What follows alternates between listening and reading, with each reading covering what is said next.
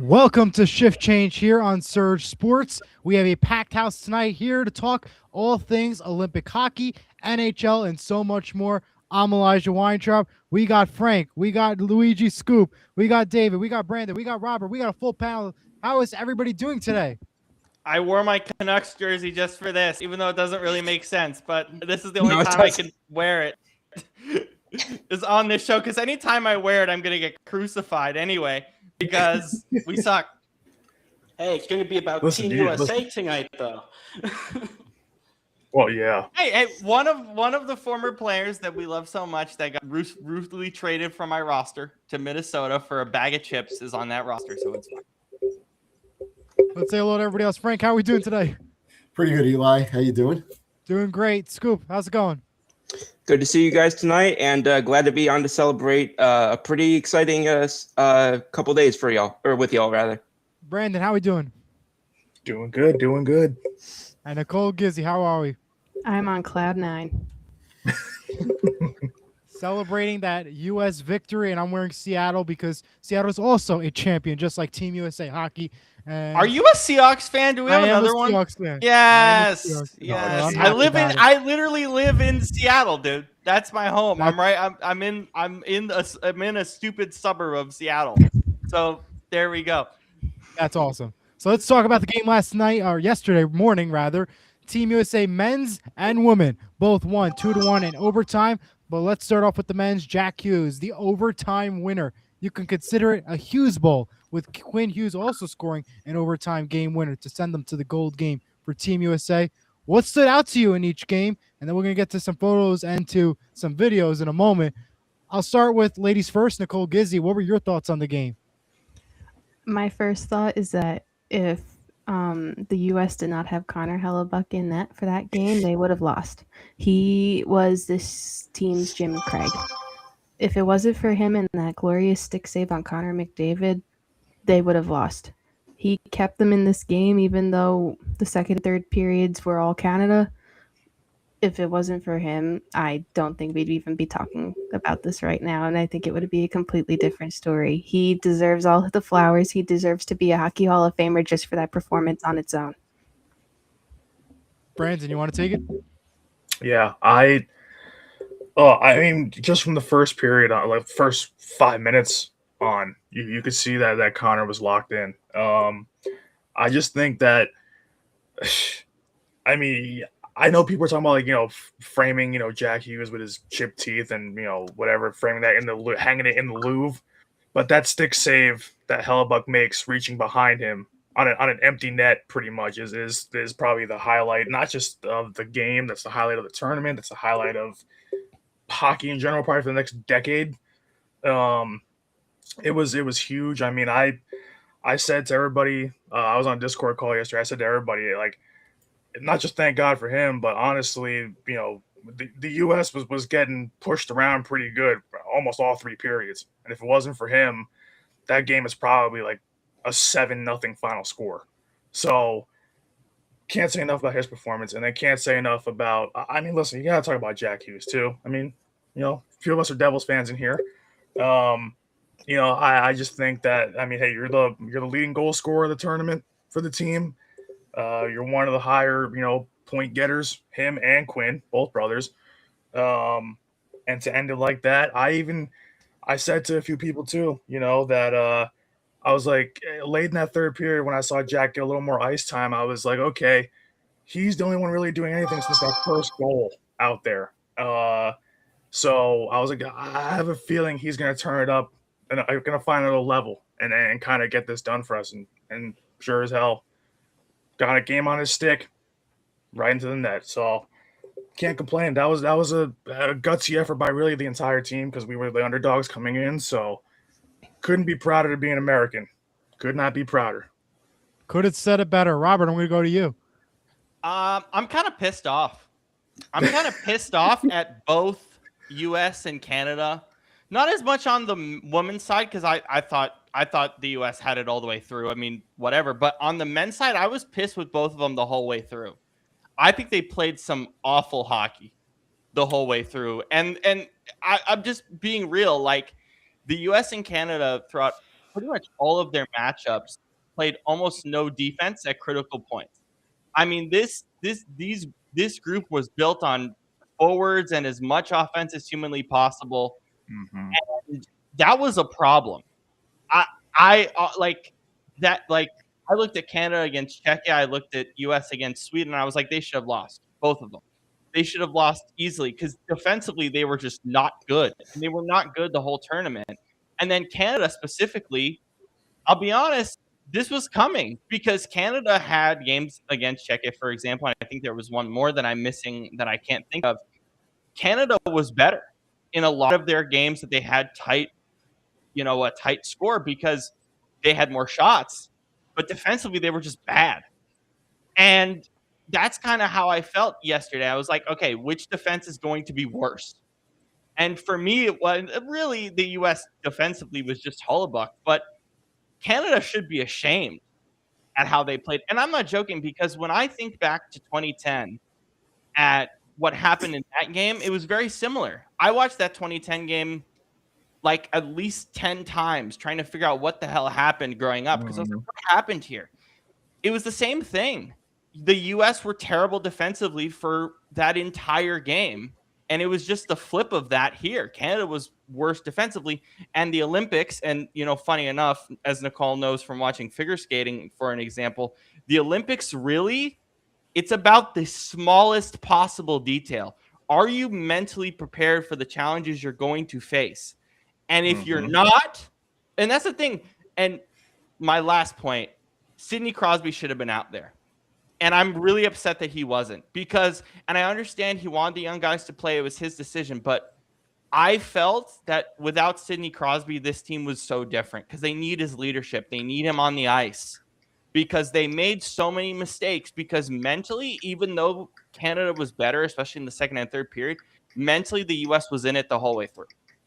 And that's what that's what Canadians should think about. Not the moments that happened, which we'll get to, all four of them. But the issue I had was more with Canada of like, Sidney Crosby should be out here because this team isn't ready. They don't have the leadership to win this game. And that's where these small mistakes happen. And that was the difference. And so when you look at 2010 and why we were so upset with 2010 and why this means more for us as hockey fans, knowing what happened in 2010, it's the reverse for Canada this year, where it's like you had the best roster by far. I said this the whole tournament. Canada should win this final 4-0 without even a scratch. And the fact that they didn't is a huge issue. So I wasn't happy with either team this tournament. I genuinely thought defensively they were terrible and should have lost in crew moments, but they didn't because we're just better, US and Canada. But Canada, just like 2010, is going to sit with this for 4 years and think we should have won this without question. And that's what sticks with me the most, not just the US winning.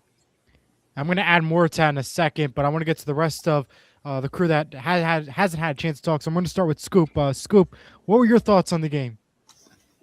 Excuse me.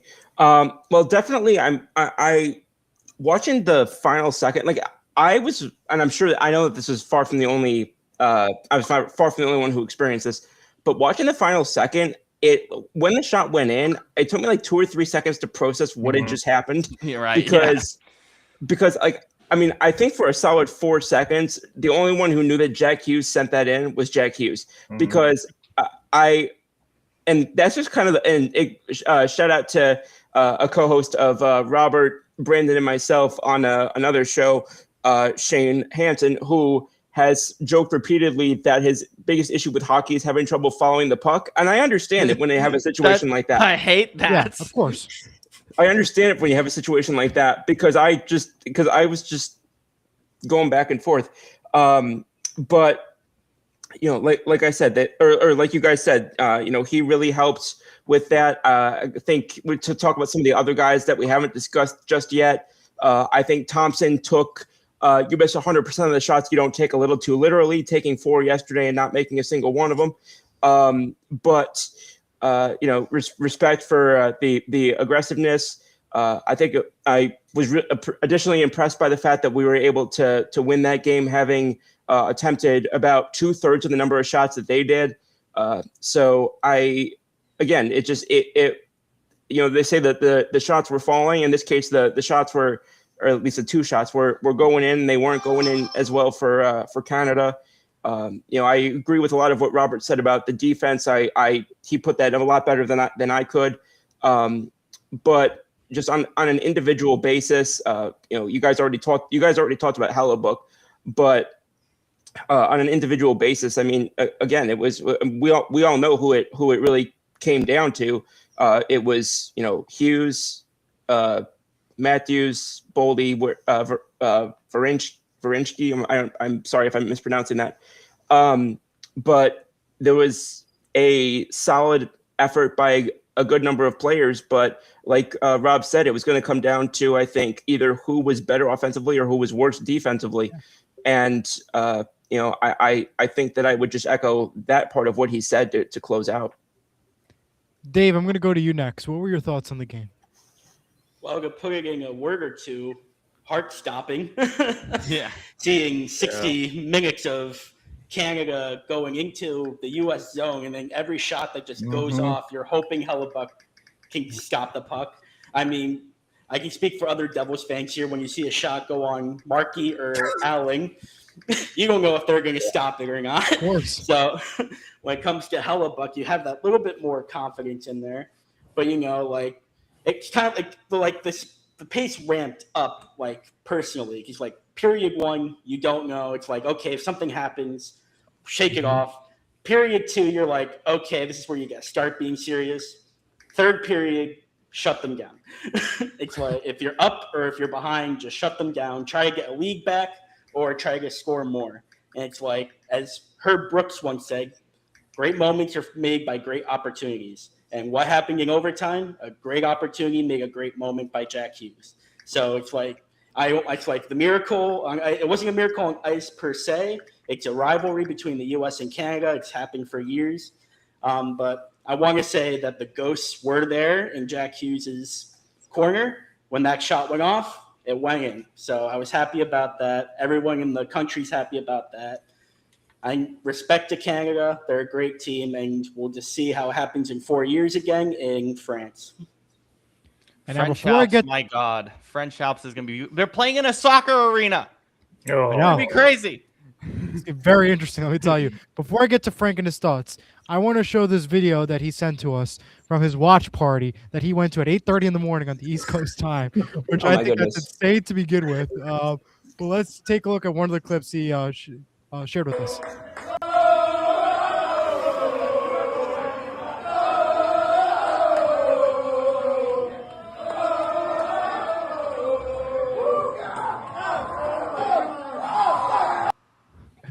(8:30 in the morning).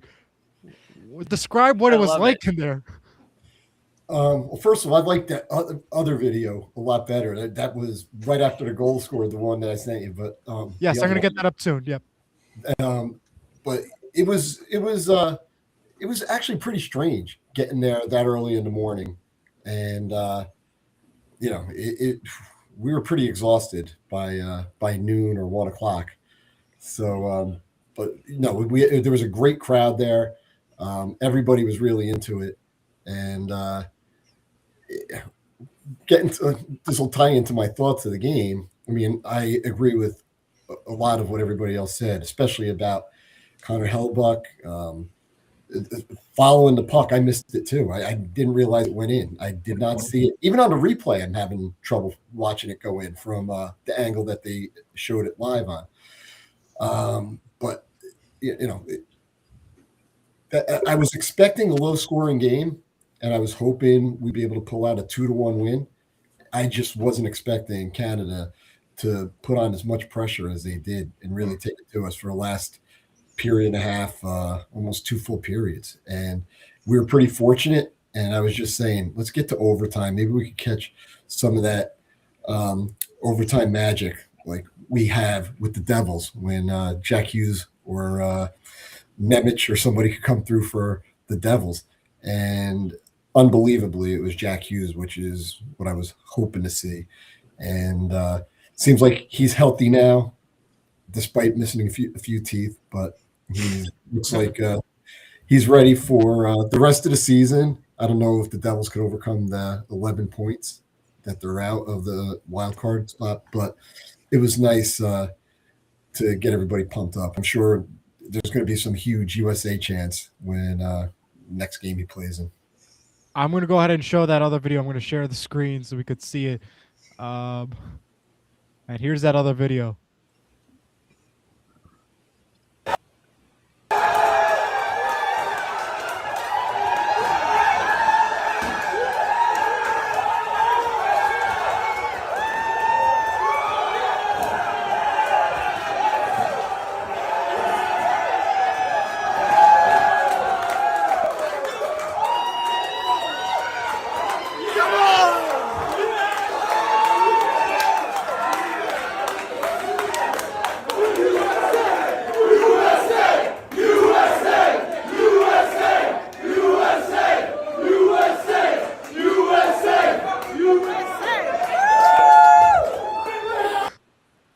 Wow, talk about it. I mean, wow, that was pretty cool.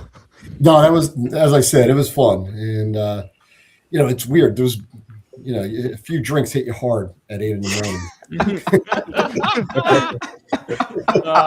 The thing I'll say though, and this is something that I think about a lot, is you just don't really get those moments, and even in sports. I mean, it's really rare to get moments like that where you're just celebrating like that. You have to cherish that kind of thing, and so it was really special seeing that all over the country yesterday. No, let's do it the odd time. It's not like I got up at 5:40 in the morning. right. I missed the first half. for you, yeah.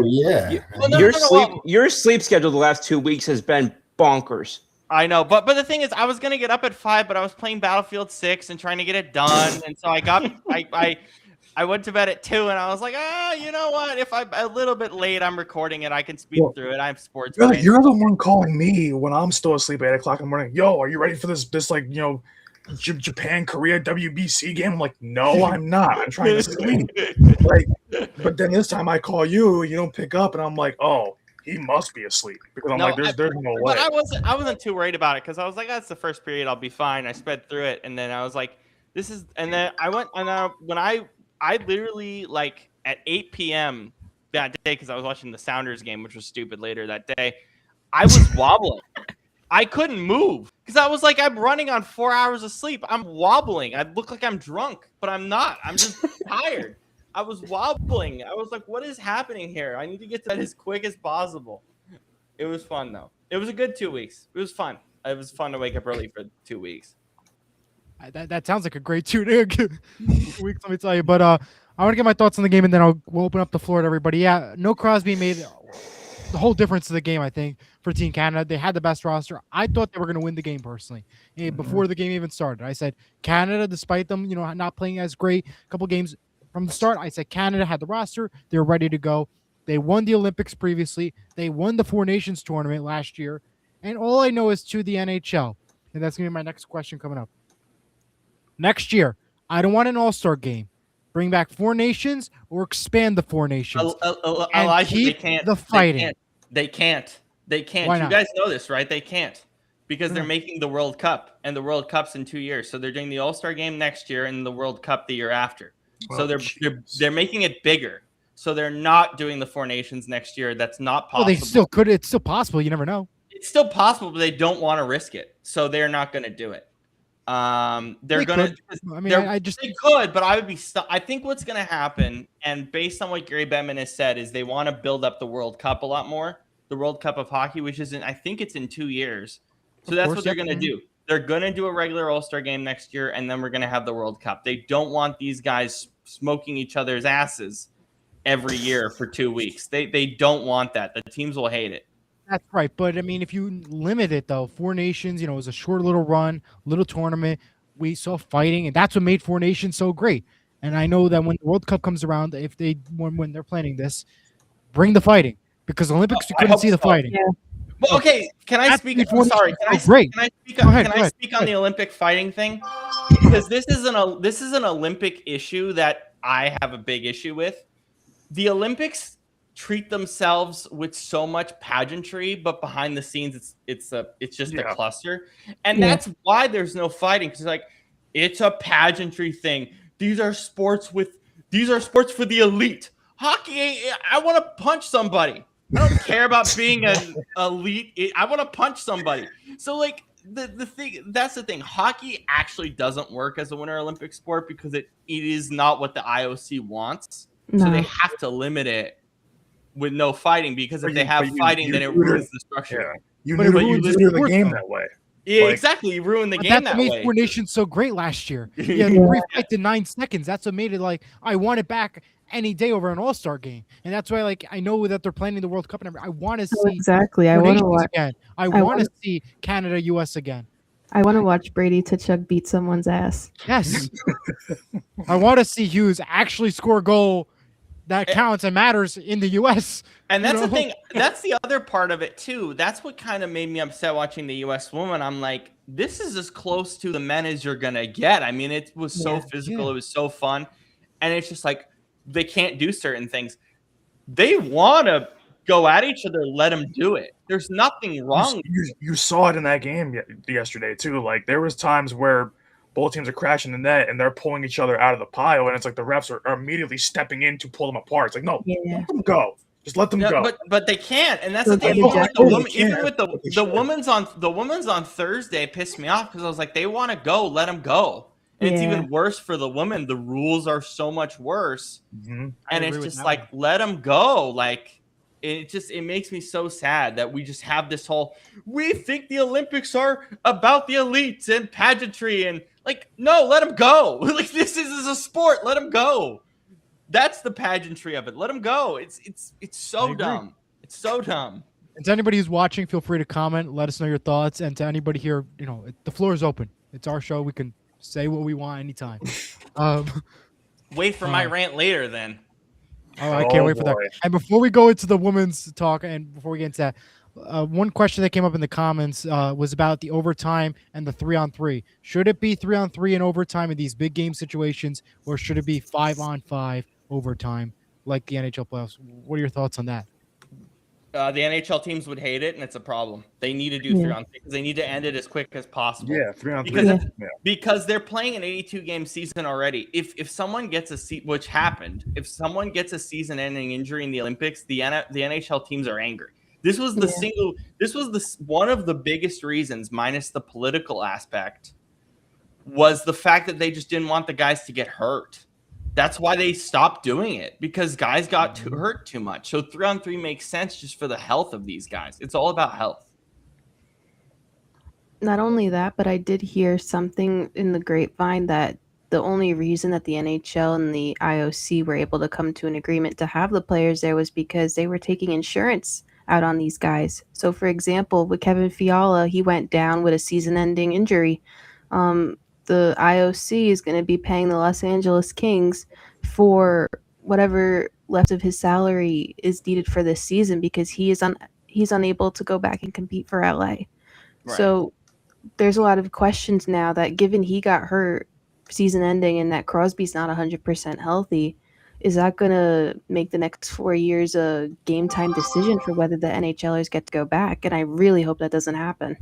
Yeah, no, it's gonna. We don't even know if they're gonna come back. Yeah. And so it's gonna be another 4 years of them trying to figure it out. And plus, the conditions were so bad. They were awful. And the fact that in 2030 they're like, we're gonna put this in a soccer stadium, a really big one, but putting it in a soccer stadium, that's gonna be an issue. Like, it's abnormal, and I don't know if the NHL wants that. So. I'll have to wait till next time to find out. And another question from Bill Hathaway X: will the USA hockey team have a celebration with fans like other teams have won championships, like the New York Liberty and other teams?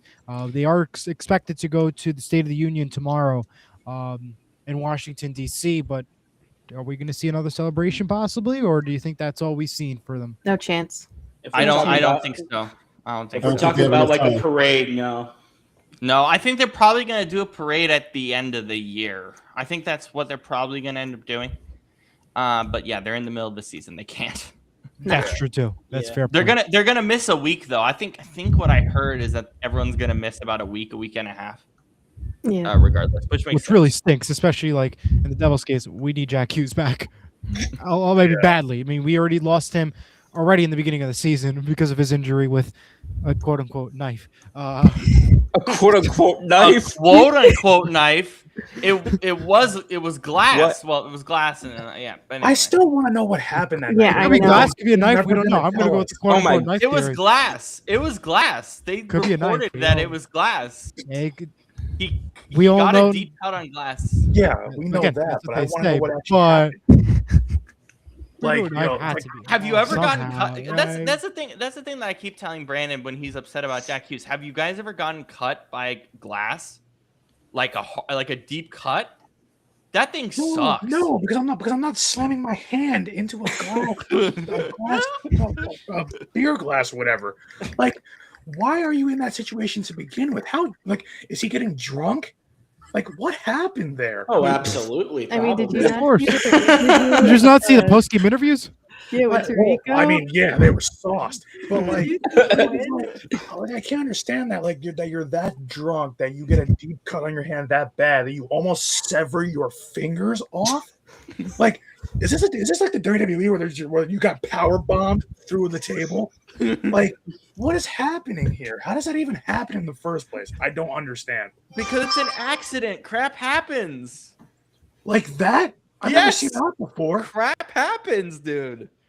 Oh my god, this is why like athletes have like clauses in their contracts, like, oh, like you know, this guy can't play basketball in the offseason because he might tear his ACL, and then we can't, you know. get him out there. Wait. Redo Jack Hughes' contract. No contact with glass for 4 No months. silverware here. No silverware. No fine china. Nothing. No, has to be wrapped away in bubble wrap for the whole summer. I would at this point. I mean, what? He's got like 2 bionic shoulders on top of that. What So would you do, Frank? What would you add in his contract? Maybe a personal, not only a chef, but somebody to cut the food for him and hand him his glass of beer. Yeah, really, it's a beer guy. It's just like the Stanley Cup holder. It's a beer guy that takes care of his beer. just treat him like the ancient Egyptians used to treat their pharaohs, like serve him grapes. Yes. You know, hold the vine and just let him eat it off the, like, do it that way. Can't I use a can't can trust- opener either. Yeah, no. By the way, these are things that people put in these are all realistic things that they can put in. It's not like the most unrealistic thing in the world. It's just if the agent agrees to it is the problem. I think it was really hilarious when watching the 3 of them with Mike Tirico That was during awesome. their winter party, and Quinn not once but twice just said, "I want to thank our troops for allowing us to be here." That is it's definitely something he would say. Well, Hammer. I mean, technically, he's not wrong. He's not Yeah. wrong. He's not wrong. but who was it? There's a guy on Team USA, the guy who came in at the Dylan end. Larkin. Dylan Larkin and Mike Tirico go way back. They Like do. him and his Oh, yeah. families go way back. So that was so funny when he's like, "Hey, Mikey, we did it," because he's known Dylan basically since he was a kid. So, and obviously Mike is trying to stay as professional as possible, which is really hard, but you have to. So it made it even funnier because he can't just be like.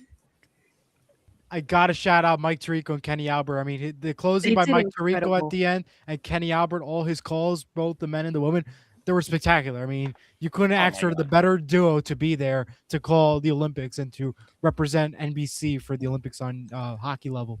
I know what? miss NHL on NBC so badly. That theme song. You know what the The most theme poetic song. thing?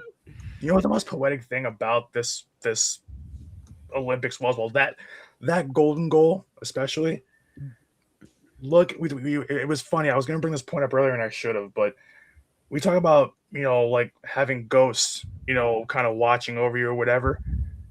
You guys know who was on the ice with Jack when that goal went in. That was Larkin and Werenski. Those Yep. were Johnny Gaudreau's best friends. Yep. Yeah. So, like, that's it. Doesn't get any better than that. Like that's, you know, you couldn't script a better Hollywood ending if you tried. That's and then afterwards the group picture. I was just gonna say, to bring the the kids kids. on the ice. and to walk around with the that's- jersey like that was the Oh. Stanley Cup. I was That in tears.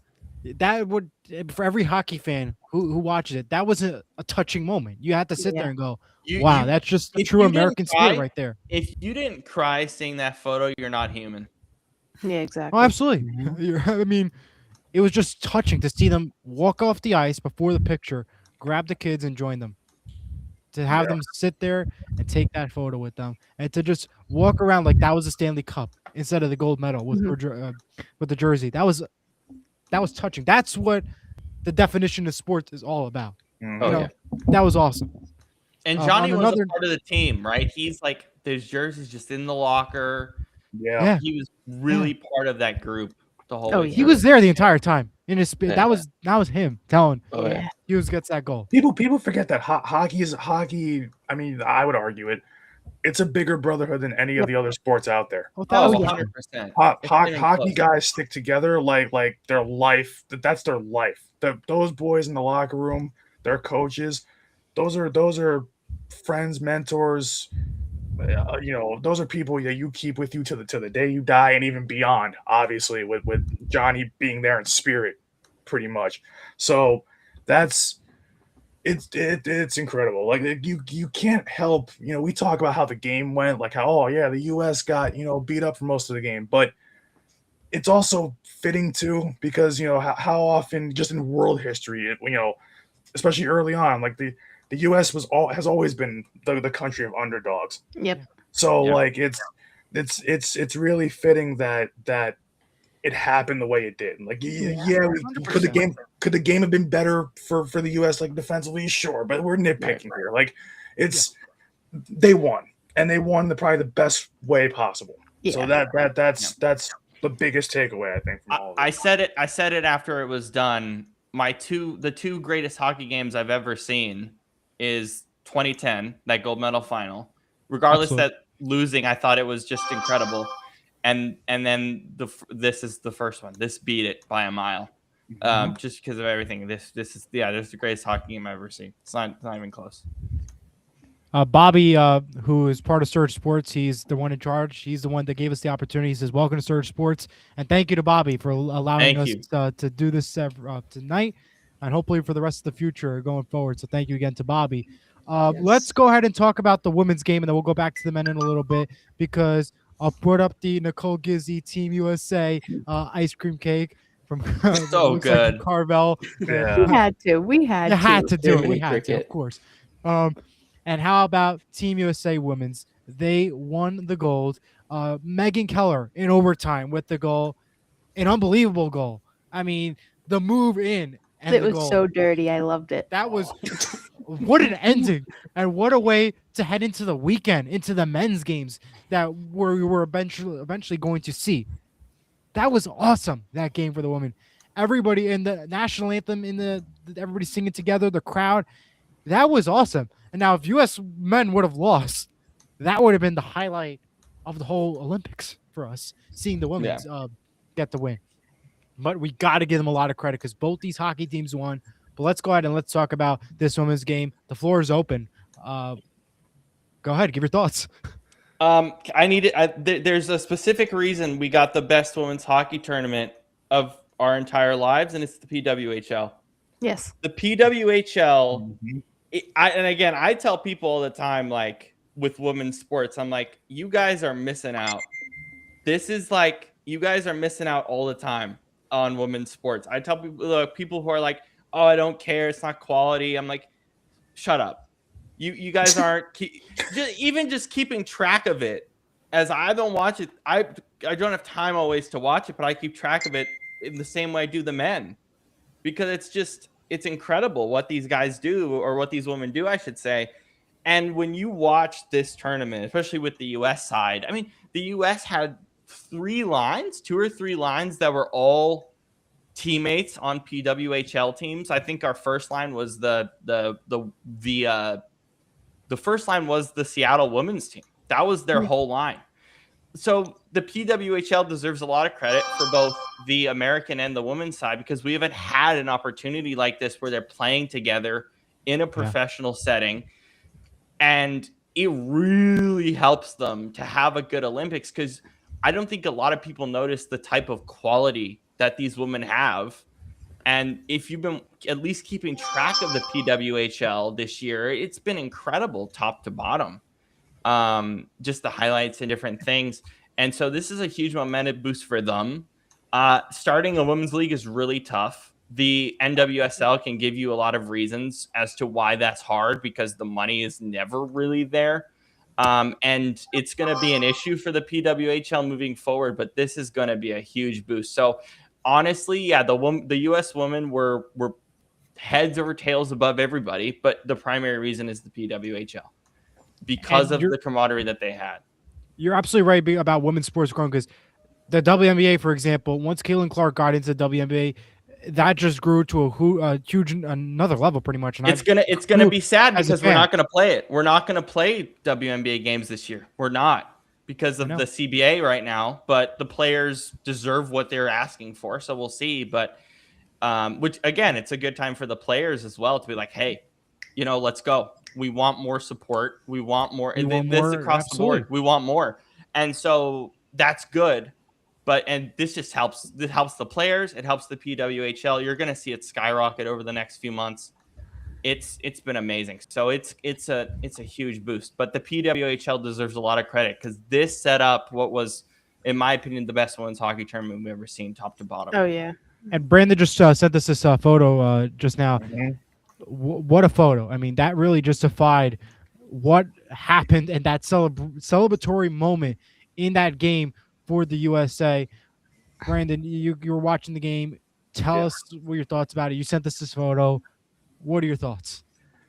It's crazy how we came into this tournament, and I think a lot of us, I mean, at least for me, watching both sides, I was like, this could be the year where we get both the men and women winning gold. And I couldn't shake that as I was watching the tournament. I mean, watching, especially the U.S. women. I mean, they dominated the entire tournament. That's the greatest women's team ever assembled. And yeah, it was like, we talk about in certain sports, right? Like a golden era, like in soccer for a certain club or a certain national team or whatever it might be. That's these two teams. That's hockey's golden era in the United States. What was these two teams? But the women, it's just that weird feeling. Like, there was a little bit of trepidation for the men going into, the game, the gold medal game against, Canada. But like Rob was saying earlier, it felt different for the U.S. women going into the game. It's like we felt like we were the ones in control of this, that this was our, destiny kind of thing. And to watch history be made by all these different women, to have, especially because we talk about how big women's sports is growing and developing, but for this team to have, for Megan Keller, for her in that iconic picture, to have even black hockey players on the team, which we always talk about, like there's not enough black players in hockey in general, but to have women breaking barriers there. Like it's already tough to be a woman in sports, then imagine being a black woman in sports. That's already, it's already a monumental feat. And just even besides the fact that she's a great player in her own right. You've got women's goal scorers like Hillary Knight. You have her, and her just, you have her, just iconic, just being a complete player for the women, being their pretty much their hero of that team. It's incredible. I mean, the game itself is one thing. We're proud that they brought it home, but it's the story that goes into it, the headlines that go into it that make you believe that it's like this is more than just a game. This means a lot to these women, for multiple reasons. It's just incredible to see what both teams have accomplished, but the women, of course it gets a little bit overshadowed by the men at times, and everybody's going to talk about what we talked about earlier in the show. But I mean, you can't take anything away from the women, because they were the one. Hey, listen, they beat Canada first. They our game, the men's game came second. So they set the bar like, okay, man, now it's your turn. We did our job. Now it's on you. Right. So, it's like I don't want people to lose sight of the fact that what they did is just as, if not more important than what the men did. So it's just that we don't talk about it enough because, not enough eyes on the women's game, and that's got to change. So, I mean, and Rob was telling me this before the game even started. He was like, just so you know, the U.S. women and the Canadian women, they'll go at it probably even harder than the men will. Believe it or not. I told you this.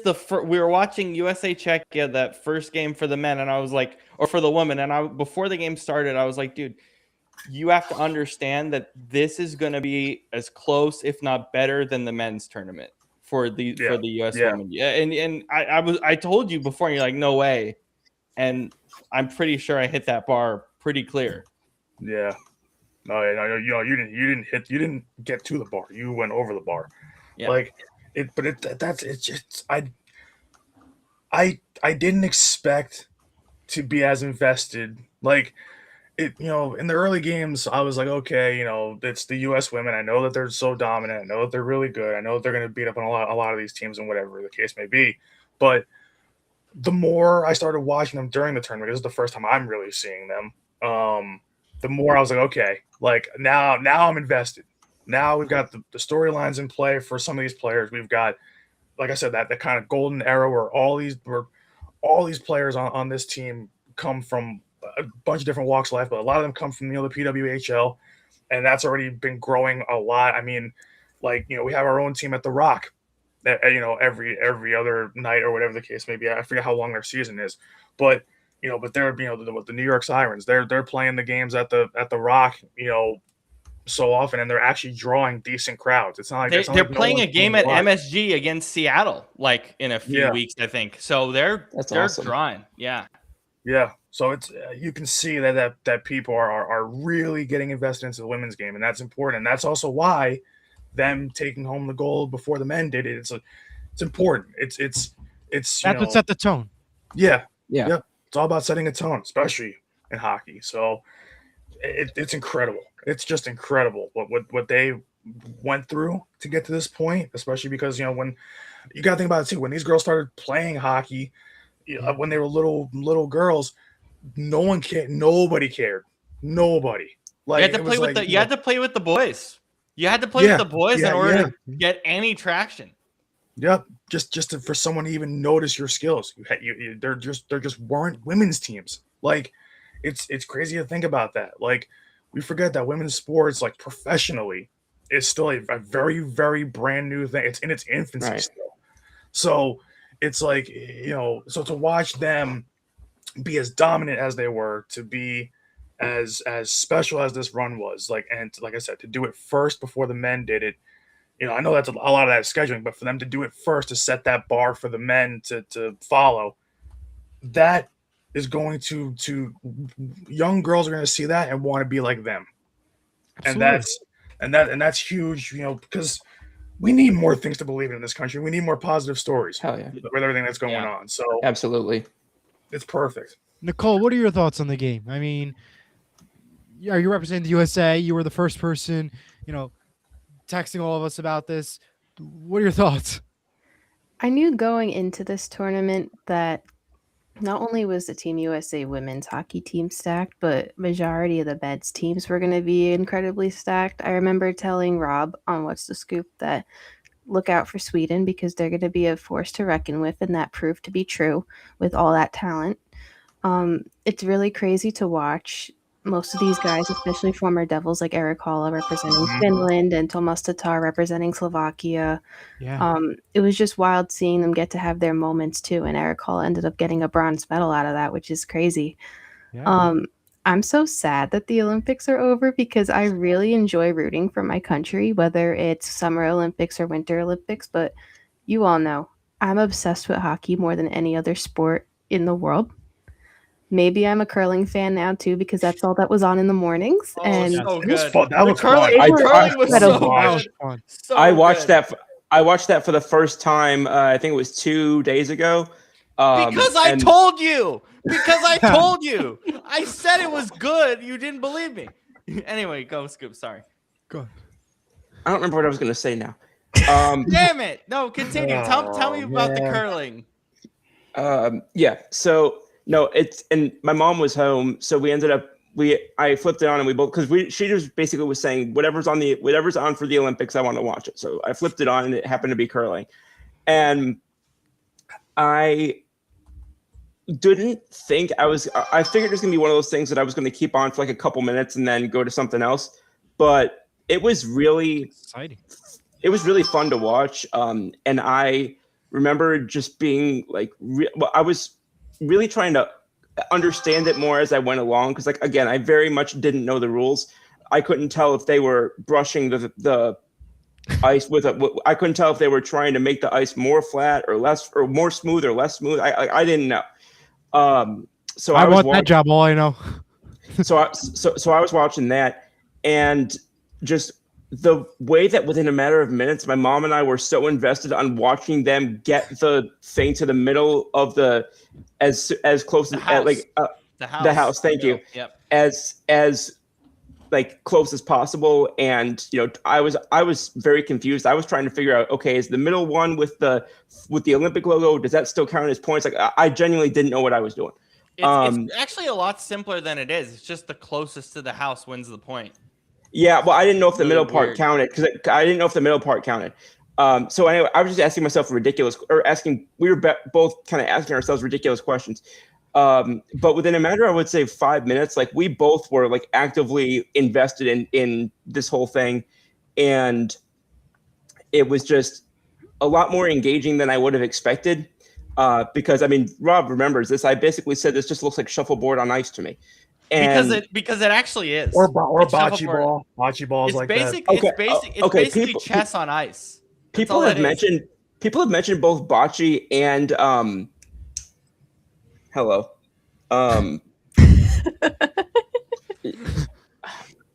Nikki, Curling. Nikki, help me out here. The one that you toss the bean bags into the little hole. Oh, cornhole. Cornhole. Thank you. I play this. That's It's not not corn. I'm sorry, it's not cornhole. Yeah, well, that's what I was saying. That's what I was saying. I was watching this. I was like, I don't know where that comparison came from. It's kinda Cornhole like should cornhole, not be but an Olympic sport, though. I think cornhole needs to. I think we need cornhole and bowling in the summer. Oh wait. Okay. Well, I mean, if you got Bowling breakdance actually would be exciting. now- If you what's crazy? If you watch ESPN, they show cornhole. Yeah. You Yeah. never realize how far these people are throwing that beanbag to try to get it into the hole. Like, Yeah. it is a Have you ever sport. seen My- on my ESPN, favorite- they my- have, wait. the tag games? Yeah. The tag. Oh yeah. That's I'm also sorry. fun. I'm ESPN sorry. has Have everything, you though. have Go you ahead. guys ever watched competitive air conditioning? No. What? What? It's No, I actually told you. really good. What are you competitive- talking about? Do you throw an air conditioner? It's competitive air conditioning. So it basically is like it's like you have a conditioner and you have to like get it to a certain temperature, get the room to a certain temperature to win. It's really wild. But yeah, I think it's called competitive air conditioning. And it's Okay. really good. It's got to be on the Ocho. That's got to be like the No, one thing no, they do. it wasn't on the Ocho. It was on CBS Sports Network at 1 a.m. And I was like, That this sounds is like a great. Florida sport. Yeah, I'm not 1 in gonna the lie. morning. That's why. That is. Hey, Yeah. wait, Why is it on at Can I- any hour of the day? I I want to bet know on who it? won it. Can I bet on it? Yes, you can. Go on What do Culture. you You mean? can You bet. can bet Go on on Culture. You anything. can bet on You can bet on Culture, you anything, I can was bet just on gonna say. anything. Oh my god. Frank, are you into this air conditioning game? Are you watching it now? I mean, This is the first I've ever heard of it, but Yeah, you and me both. me too. Oh my god. Dave, how about you? I mean, you're from Florida right now. I mean, I'm gonna During double the check summer, if I it's get on. pretty competitive about it. AC stays on all summer long. Can't deal with that humidity. Okay, I just Googled. Well, not Google. It's not Google technically, but I just looked up competitive air conditioning. You know what it shows me? Competitive heating and air conditioning in Burlington County, New Jersey. Yeah, there's Oh, so it's one a in Jersey New sport. It's a New- No, it's it's a Jersey the sport. name of an actual. It's the name of an actual HVAC company. Then- There's, I have to search this up. Competitive. I have to find it. This is Okay, horrible. I know it's a thing because I watched it. Hey, if anyone wants to Were go you just curling with oversleeping me, and having a I'm cool. hallucination or something? No, Because I I have no watched clue. I watched it and it's pretty great. If anyone wants to actually take up curling and take on curling lessons, there is actually a curling club in Plainfield, New Jersey. Seattle, it's huge. Seattle, I believe it's it. gigantic. I think it should be a bigger sport. I can't believe how much I actually enjoyed watching curling in the mornings. Will It they is fun, notice though. if I cheat? If I play Like curling Canada. again? Both men's and AI women's said Canadian about curling the- teams cheated. AI says about air conditioning, it's known as the Service Titan HVAC National Championship. Yes, The event I brings just together found it. professional and apprentice HVAC technicians to compete for over $100,000 in cash and prizes, showcasing skills in heating, ventilation, and air conditioning. I watched it. It's pretty great. I'm not gonna lie, it's pretty great. And CBS has a deal with them. It's on CBS. No. Why would CBS Serious? want that? It's I on mean, CBS. You know what? CBS, CBS doesn't have the NHL. They don't have the NBA. They need something to put on. I mean, when there's no Oh my football. god! So But air like, conditioning is their it's their great. You know like- what? I'm gonna start watching it. You know what's actually funny, and I forgot about this. There was some issues with the Paris Olympics, like in 2024. So they brought in a bunch of these guys to help them with the air conditioning at the event. Really? Yeah. I Do they forgot compete about on that. this game event? It's gonna be on Game Show Network soon as a sport.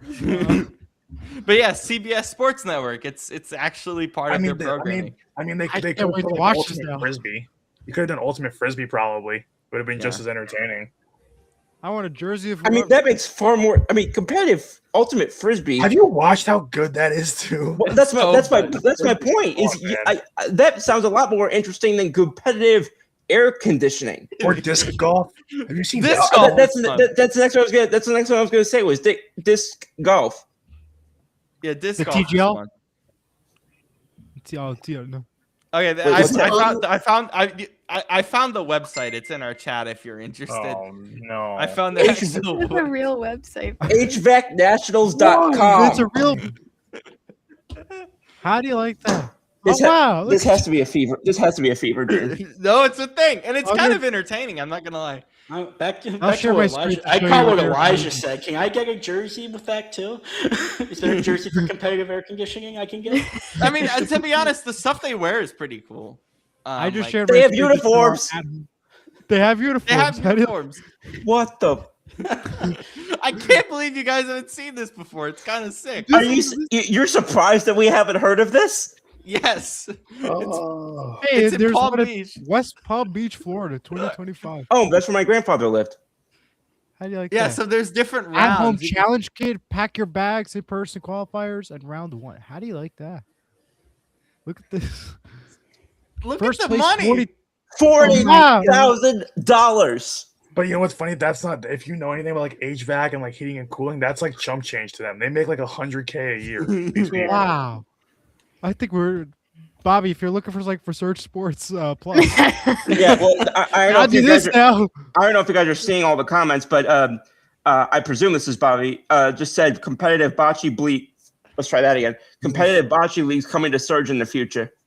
And there's like okay. There's like 18 other comments. I apologize. I'm like single-handedly messing up this podcast today, but this is That's all right. I mean, You are this- doing. You're doing the great. 'Cause opposite of This is that. what we want. We want. To, Let's put it this way, Rob. There's probably no other show on Earth that's talking about competitive air conditioning right now. Right. Seriously. we want to We're know go- about competitive air conditioning. This is We exciting. give the right? people We're going where they want. aren't. dude. What a we real should- shift change, am I I'm right? serious. I'll find the YouTube video. There's YouTube videos of the championships. Like, oh my god, do you Oh, for guys know crying out about loud. You guys know my wanna favorite see that. sport of all time is tennis. It's What? It's tennis. What? It's tennis, but it's with your head. Oh, So I've it's a seen giant it. ball. and you Oh, just I've hit it seen with it. your Okay, head. when you said Hedis, I thought you were talking. I thought Head of lettuce? the portmanteau. I thought was going to be with the word lettuce. So basically, That's what I said. I knew it was me. Basically, the story of Hedis. Romaine or is that iceberg. there was this German guy at a bar. No, was it German or None of English? the above. There was Of this German. course, it's the Germans. Yeah, I think it was- Literally. I think it was actually German. There was this guy who was drunk at a. This is actually what happened. There was a guy who was drunk at a bar, and he was like, As it "Hey, usually I was gonna say this is all checking out so far. I have this big ball. Let's play tennis, but like table tennis, but with our heads." And it turned it. And basically, the reason why he said it was because at least Germans can be champs at one sport, so they made it into a thing. All from this one guy at a bar being drunk. And it's like a huge thing. It's pretty awesome. It's a great sport. I love it. I love that mentality. At least the Germans can be competitive at one sport. I was I gonna love say, that. I mean, And you know what makes it funny? The biggest concern in that sport is concussions because you're just smacking. Well, no kidding. Can't imagine why. I don't know. I was good. I can't say what I wanted to say, but no, Sherlock. Anyway, so that's the world of weird sports. There's still cheese rolling we can talk about. Oh yeah, cheese. Competitive cheese What rolling. the hell are you? What? So it's done every year in England on like a single day. So they take a giant block of cheese. They roll it. No, it's in Northern Ireland. They take a block. they roll it down a hill. They roll it down a hill, and you're like a big hill, and a bunch of these guys who are like really athletic, women as well, and they run down the hill as fast as possible, and the person who wins catches the cheese at the end of the hill, and it's amazing. That's a waste of cheese, if you ask me. That was my first thought, but no, it's competitive cheese rolling is awesome. We have a food shortage problem in the world, and that's what we're doing with a wheel of cheese. That's fantastic. Well, if it takes place in Ireland, they get drunk and then they eat it anyway. I think it's in Ireland. John Boy did a great breakdown of it last year. Oh my god, I have to go see that now. So good. He literally broke down these people just falling. Oh, I love John Boy so much. But yeah, so it's like that. It's cheese rolling. It's air conditioning. What are some other ones? Cheese rolling. Axe throwing is normal. Competitive pretzel cutting is really weird, but I kind of love it. Why? The Germans could win that. What? So competitive pretzel cutting is, I think it's an Asian. That has to be a German sport. That has to be. I think it's Asian, or it might be German. No I don't way. But basically, you take a giant pretzel and you have to like cut it in like a good way, and the judges judge you on how good the cut is. How is that not a German sport? As someone who has German heritage, if there's one thing the Germans can do and excel at, it's anything with pretzels or beer. Oh my God, Brandon, you not to mess you up, but you know how you do this at the grocery stores, or everyone does this, where you roll the carts, the carts. There's competitive like carts where you have to like put the cart in order. It's also pretty big. It's like putting the cart in an order, and like I think I've been training for this moment. Thank you. Yes. And you can make a good amount of money. Top right. I think I would be an ace at that, and especially all the card guys. I think we should sign up to be a team. Oh, I'm Frank, sorry. what about you? Elijah the gold medal. Elijah, you wouldn't be a judge in that scenario? I don't know. That would be a tough competition there. I am so in. Frank, which sport would that we listed would you be good at? Maybe cart pushing, pretzel cutting, or another sport you? I don't know. Out of those, it definitely wouldn't be HVAC or. Oh my God! And John Boy did a breakdown on this. Competitive sleeping is a really big deal. So yes, I saw that. Yeah, I saw that. There's competitive sleeping and there's competitive bed sheeting. You know, like how you like put down a bed sheeting at the quickest possible I will say, putting on those fitted sheets does feel like a sport. Yes, it is an actual. And John Boy did a breakdown on that too. I think like competitive sheets. He did a breakdown on that one. Remember when this was a hockey show? Yeah, it's my fault. Pepperidge Farm remembers. Again, shift change. Where did that Pepperidge Farm thing even come from? So yeah, that's the list of weird sports, and then obviously I do wiffle ball. So the next Winter Olympics is pretzel cutting. Pretzel cutting summer. And learn to take the joke. So, like, so those are your sports, and then hey, we're gonna throw hockey in there as the final event because everyone's waiting. And by the way, Top you it off can, with- and by the way, you can bet on all of this online. You can. Again, Of this course, is of course you no can. shade to any of the athletes who do participate in these sports, but we just think it's hilarious. It is hilarious. Especially air conditioning. If you want to watch competitive HVAC, how do you root for that as a fan? Because it's I think it's based on country too. I think there's like a U.S. team, a Canada team, a German that they do world champ. It's a world championship. Yeah, what a screwdriver to use for that. Fantastic. That's Like, what are you Zumbai doing for Wrestling from Bill Hathaway in the comments. Zumbai Wrestling. What is Zumba wrestling? Oh, I'm about to look that Zumba up. wrestling. Zumba. Okay, can I bring this Wasn't back that the to lion from the Lion King? No, it's sumo wrestling, dude. Okay. Oh, he can meant I- sumo. Oh, that makes far more sense. Bring this back to a hockey thing.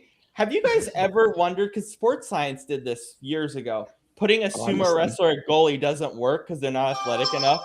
Yeah, I exactly. mean, that makes I sense. think your AOL is going off like crazy, but You think what now?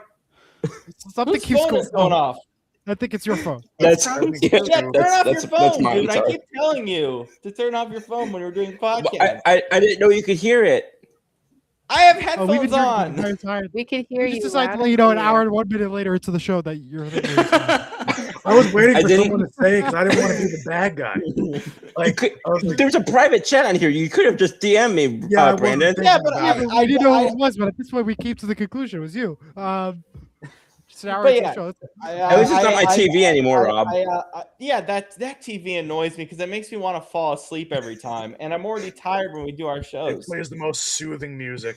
Oh, I swear. I have almost fallen asleep on our shows because of his television playing. I'm not surprised. I'm really not surprised. It's like it's that scene from Cars where Mac is like, oh, sweet music, and he's falling asleep. That's like me every time TV is on. I'll have to watch that sometime. And folks at home, this Yeah. is why the show is called Shift Change, because we went from talking hashing. We are literally doing shift changes. That's the perfect name for the show. I want to shout out to everybody, ChatGPT, whoever. Perfect name for the show, literally. We, Shift we, Change. we are, we are bringing it back to the NHL at some point, right? Yes, we. Do you guys want just to help? Do you guys want me to do my NBC rant? Because Go ahead. I'm Yes, do your rant. Yeah, Please do your it's rant. rant time. It's So- rant Monday. So this has been my problem. I'm not kidding. For about 15 years. 15 years. I've thought about this for 15 years, and I haven't had a chance to like properly talk about it. I appreciate NBC's coverage a lot. We just talked about how good it's for all sports, the commentators, the things like that. The person who decides on what networks they use, what's the schedule, is a blithering idiot. Whoever does that is an idiot. In a way I can't comprehend. So, and some of it I understand, and I'll explain why I understand it in a second. To why they do what they do. I get it to a certain extent and it makes sense, but I think it's wrong because I think it hurts the consumer. So essentially their plan is to get Peacock subscribers. I don't know if you guys have seen what's going on with Peacock. They're losing like $10 million a day. Minimum. No, I haven't seen that. I haven't seen that at all. Minus the Olympics, maybe NBA basketball, but who's going to buy a Peacock subscription versus ESPN, where they have pretty much every sport you can imagine, not to mention all of college sports minus the premier men's games. Yeah, well, I mean, the thing is with these streaming services, it's not a sports service. Like ESPN Unlimited is a sports service. Peacock is not a sports service. But it is for 2 weeks, but it's not. It's not supposed to be because there's movies and TV shows and different And things. Peacock losing WWE also probably did. Was be a good one as gigantic well. for them. Gigantic loss. But again, I don't understand. So first off, when you're in primetime is different. I understand why primetime exists, but I also heard from, because I never watched it this year, but I also heard from people that were basically like, primetime is just, here's this small piece of thing, then here's an ad, and then here's this. And then that's another thing. So as a precursor to this, the ad revenue for the way the ad revenue works for the Olympics is very different, because for the NBC, they're only allowed to show ads from local stuff, because you see your locals, and like the actual Olympic sponsors. They're not allowed to show anything else. It is illegal. They will get kicked. So that's a huge reason why they did the men's hockey commercial free. Was number one, the inventory sucks that early in the morning, and the inventory, and two, it would just annoy people, so they just said we're not going to do it. So that was what I heard for primetime. I'm not going to speak on primetime because I don't watch it if it's not live. So I'm not going to speak on that at all. I know they work really hard. I'm not going to speak on that. But for someone who wakes up super early in the morning to watch the Olympics, the fact that I need to buy Peacock to watch what I want to watch It's annoying. It's incredibly annoying when people pay a lot of money for TV subscriptions. And it's funny because NBCSN just came out on, which is basically like select, But not on Peacock. cable though. It's on Xfinity and it's on YouTube TV. They're going to put it on new platforms pretty soon. It's just a soft launch. It's going to be on more cable providers over the next few months. But one show that I liked about on Peacock, but I don't have Peacock, but I see all the clips about, is Gold Zone. It's like Gold the Zone Red is Zone amazing. version. And I think that's amazing, but I just haven't seen. I don't have Peacock, so I won't know every single detail. But I know I see the highlights, I see the clips on YouTube and Instagram and all the socials, and I think it's the greatest thing that they ever done on NBC. No, it's really good, but it's really good. The problem with it is it's also very ad based. They have ads all the time, and also when you have sports going on, but when that's you have, why they have to do it. That's why they have to do it. But it's like, but literally, like they bring in people to do ad reads. They brought in Jake from State Farm just to do it. You know, so it's like, so it's not like Red Zone has their ads. It's much smaller. Now that they're bought up by ESPN, it's going to be a little bit different. We'll worry about that when we get there. But it's still very ad centric. And by the way, when they do the quad box, you get audio from every single one. It's not just like one piece. So it's actually it's not as good as Red Zone. It's just not. But it's fun, but it's not as good. It was also on NBCSN, so I watched it. I love Red Zone, but it has its problems now. But I love it. So very true. We'll see what happens on the next platform. We'll see what happens with ESPN this year. And I also just don't like. I think because the clips like in the feed and stuff like from the women's game, I think that it was the Olympic producers, not NBC, controlling what shots TV sees. And if you remember from the women's game though, what was that like? The shots that we were calling, we went from seeing the goal to seeing absolutely nothing, missing the entire celebrations, then cutting to everything else, but because the reaction of the winning Team USA. The IOC has strict rules about what they're supposed to show, and it's very strict. But that's the problem, though. They can't do anything because they need. Well, here's the thing. They need a uniform thing, because if they don't have a uniform thing, then it's not going to work, because there's 1,000 flipping broadcasters all over the world. They need a uniform thing. They need it. They need strict policies. They need it.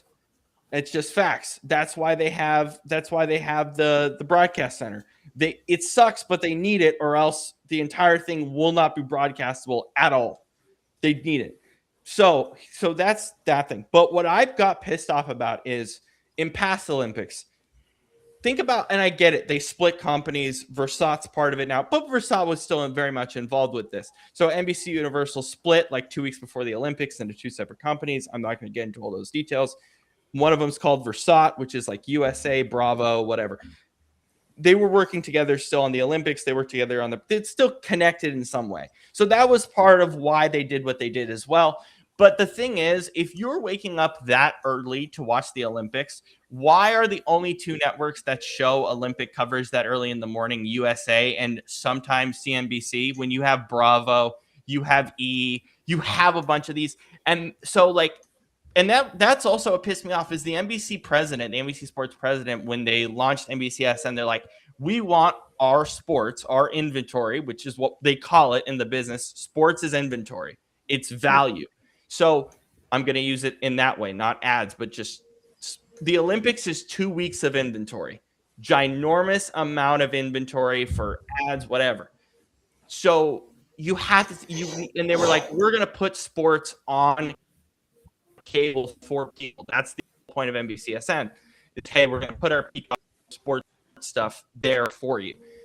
Why don't you do that with the Olympics? And so that's what pissed me off first, is have these things accessible. There's no reason for a game to start on Peacock, finish on USA when you have another network that you can use. There's no reason why at noon there's a USA curling game 5 hours earlier on tape delay on USA when there's live events going on. There's no reason for this. It's stupid. It's dumb. And they've had this problem for years. They act like the Olympic inventory, and I don't know the specifics of their deal with the IOC. That can also be part of it.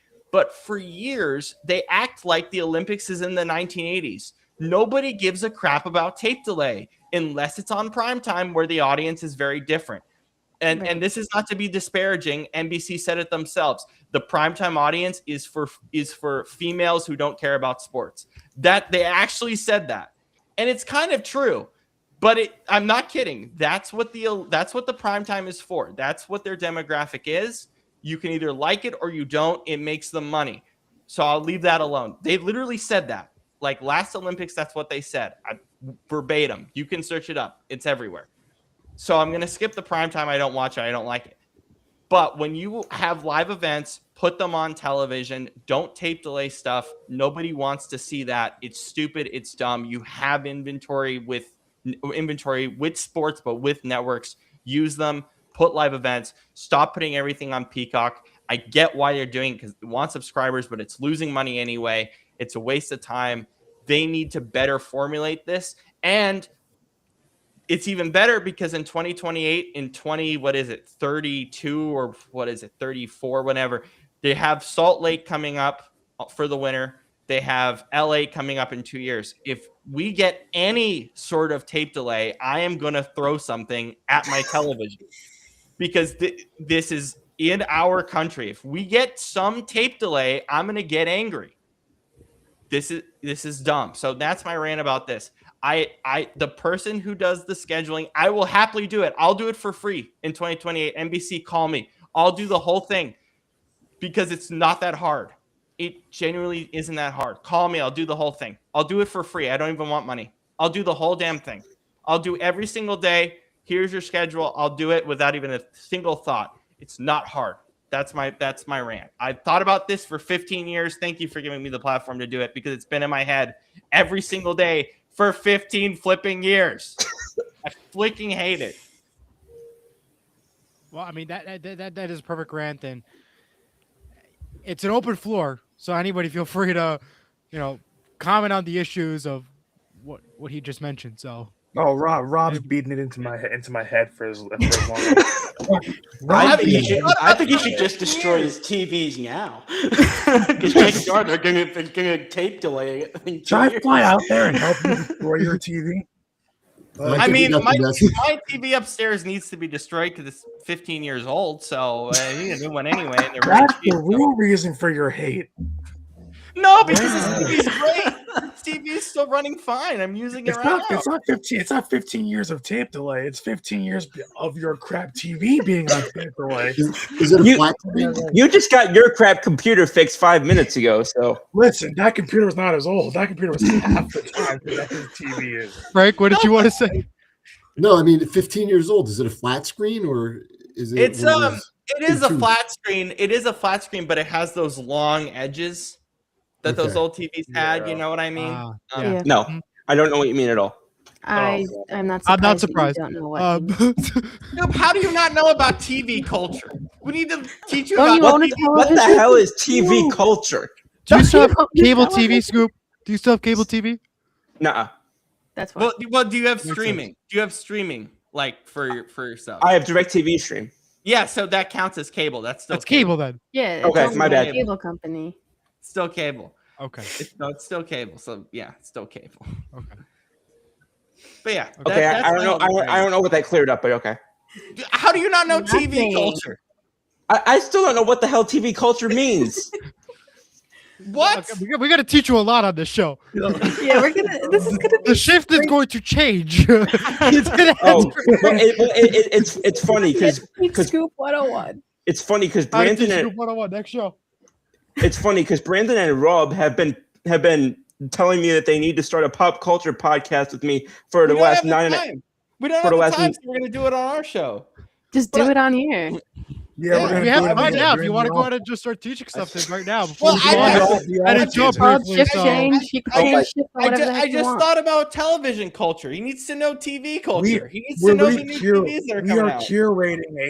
curating a list of things for Scoop to watch and to give us I sent feedback it to, on. I sent it to him. I sent Oh, it to you him did? this Okay. week. Wait, I didn't know wait. you sent it to him yet. Wait, Okay. can you resend me that? Because I don't think I got that. Oh, Yeah, Jesus, I'm making course this you guy. did. I'm making this guy watch Star Wars because he hasn't seen it. I'm making this guy watch Marvel because he hasn't seen it. You I'm making haven't this guy seen watch- not one Are you- Star Wars Are yet? are you having me watch? Let's try that again. Are you having me watch Star Wars starting from 1 or starting from 4? It doesn't 4. start from 1. Oh my god, it starts from 4. Episode 4 is where you start. And I've seen doesn't Star start from Wars. 1. It starts from 4. We're not gonna watch episode 1 You even know anyway what- because that Who Darth episode is Vader and all useless. these characters are from Star Wars, at least. Wait, Tell me. Eli, I tell can't. You Eli, know I who can't hear a Yoda word is. you're saying. Please tell me you know one character from one of the characters from Star Wars. Please. Yeah, of course. Okay. Tell me one character. Tell me 5 it. characters. Okay, R2D2, Luke Skywalker. That doesn't count. That doesn't count. Everyone You knows said that. you said Okay, do go, all keep 5 going. characters. I am Five naming 5 characters. Hold on. characters. We're not done yet. We're not done yet. 3 more characters. Go. We're at 2. Princess Leia. Okay. Okay, 2 more. C-3PO. Okay. good. You haven't said the big Uh, one Two yet. robots, Jesus. Excuse me? You haven't said the big Who's the one next yet. one? Hold on. I'm Who's the next ashamed. one? I haven't said the big one yet. Who's the You next have one? not. Yeah, go ahead. Okay. Wait. Did I already say Luke You Skywalker? said 4. Yes, Yep, you you did. did. That's You 4. You said 4. Okay, so I don't know who he's talking about with the big one. The only one I can think of right now is Darth Vader. Thank I'm you. about to slam my Thank you. damn phone. Yeah, why did you take you so long? Hold on, hold on. Later? Can you at least name 2 of the other popular characters from the show? State There's one. more. The There's one more than I'm character- forgetting. Yes. 2 big ones. You are 2 forgetting major 2 ones. massive ones. Stormtrooper. Okay, That's minus not that a one. character. That's Oh. a thing. That's not a character. That's an extra. That's an extra. Okay. It's not a character. That's it. Okay, fine. Obi-Wan Kenobi. Good. Thank you. Okay. It took you- How'd you what- pronounce his last name? What's the last one? You're missing one You're important still character. missing 2 He's missing people. like 3. He's missing like 3. 3. I can name you 2 people right now. And I'm looking right at them because of the Lego display behind me. Oh, straight ahead at me. The Lego straight ahead of you. I was like, what are you talking about? I have a Lego behind me. No, Uh, you don't. You're good. I'm trying to look- I was really good. trying to give this I guy was really clues, I guess. Anakin. Well, he's the same as Darth Vader. God damn it! God damn it! It's the same. Who's the damn green character. guy? Okay, Who's okay, the green fine. guy? Okay, wait, Who's the green guy? Isn't there one called Padawan? Who's the green guy? No, not green guy? Padawan. Oh my god. Oh, Scoop, who's the you're green guy? close. Who's the What green green guy? Who's the green guy? Guy my ass. Who the hell is wait. this? Who the hell is this? Oh, I was in for Halloween one year. That's Yoda. That's somebody Yoda. different, Brandon. I was in for Halloween. It's I was in close for Halloween enough. one year. That's It's Yoda. close enough. Thank you. Okay, Okay. wait, really Yeah. quick. I'm gonna just announce the scoops, the movies that we're gonna make Scoop watch.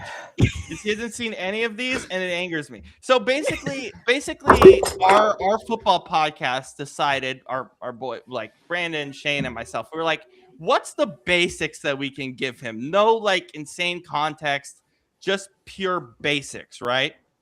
Basics, easy stuff. So, wait, let me find it. So it's just basics. It's like, okay. Oh, let's see Bobby how said he Jar Jar handles- Binks. I forgot about him. Oh, okay. Okay, I'm not gonna comment on that. I'm not gonna say a word. I'm really upset at you right now, Scoop. Last By the way, question. Last character. I want you to guess. It took me a while to get, like, I only got into Star Wars like a few years ago, but I Okay. did it during COVID. So I was where Scoop was before COVID, and then I got into it and I got addicted. Okay, so wait, really quick. So we're doing. Last I gave character, him. I wanted one to guess. Okay, One okay. character. He looks What like is a he teddy missing? bear. Who is this character? He Oh looks my like a god, teddy bear. he forgot that one, and I lost it. I'm sorry, that's me. Wait, he looks like a He looks teddy like bear. a teddy I bear. think he's forgotten. Who There's is it? actually two, I think. Well, the teddy bear one's kind of important, and I'm pissed that he doesn't really. He It's looks like a also- hairy teddy bear. It's also a sound that Scoop makes on our podcast. Yeah, regularly. he does. Oh, Chewbacca. Thank you. Yes, you got it because of that. Thank you. Okay, Oh so my I'm making. God. So here's the list: 10 movies, really easy, really basic. Start episode 4, episode 5. Then I'm stopping Star Wars for him. I'm stopping it right there. Spider-Man 1, Spider-Man 2, Tobey Maguire. X-Men 1, X-Men 2. Iron Man 2008, Batman, this is Brandon's, Batman 89, Mask of the Phantasm, and the latest Superman movie, 2025, because it's just really basic and really fun.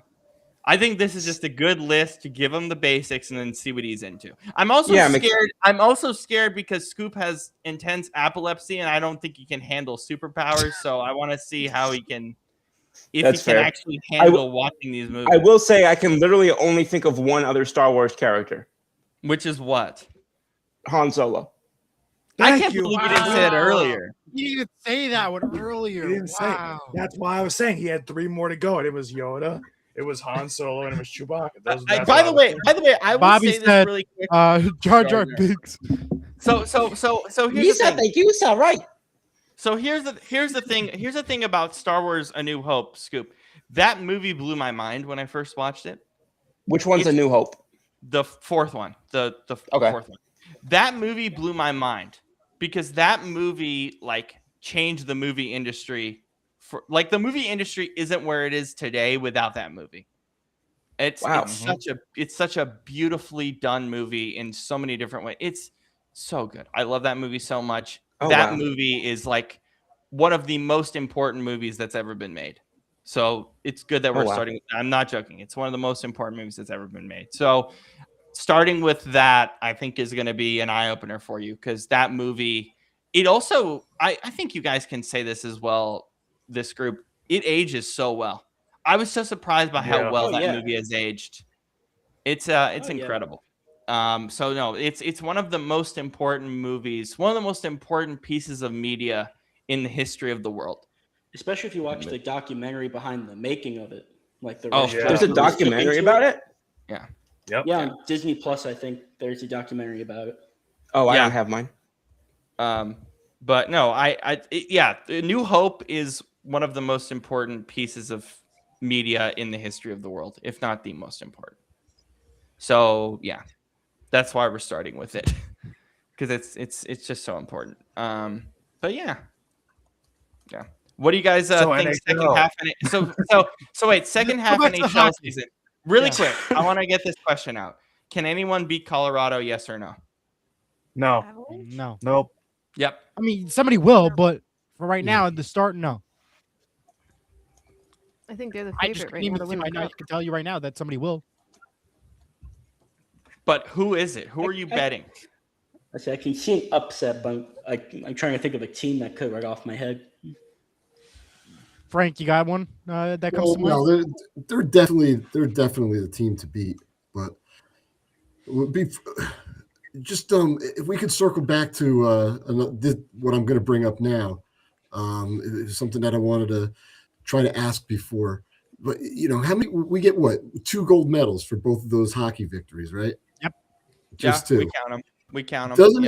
Doesn't it? I mean, to you guys, does it bother you a little bit that they play 3 games each, and then the playoffs, and they have 25 guys on the roster, or 25 women on the ladies roster, and it's just 2 medals. But sometimes you have some skiing events, and some people clean up with 6-7 medals. Yeah. So Yeah. part of me, it seems like it's a Here's little good. unfair. And the way I see it is, we won the 2 most important events. Well, And, by the way, that's also why it was scheduled the way it was because the IOC doesn't care about hockey. They don't. I mean, it's one of their least important sports. I mean, clearly because they don't let them fight. They don't let them fight. So clearly. I would argue. So I would. I'll make this is the the three most important sports as a whole, I'm talking. So the three most important sports in all of the Olympics, winter and summer, are figure skating. Well, four. So figure skating, speed skating, gymnastics, and swimming. The rest don't really matter. And that Oh, We includes also have hockey. Trevor joining us, by the way. Trevor, how are you? Hey, Your mic's Trev. muted. Doing well. Doing well. I mean, I guess I didn't get the memo. I start earlier or something. I don't know. I mean, I'm We only never on started time out for 25 anything. minutes early, but it's okay. Actually, actually this is a great point because Trevor's actually a Colorado Avalanche fan, so he could probably talk about Yeah. this. Trevor, do you think anybody can beat Colorado on the way to the Stanley Cup right now?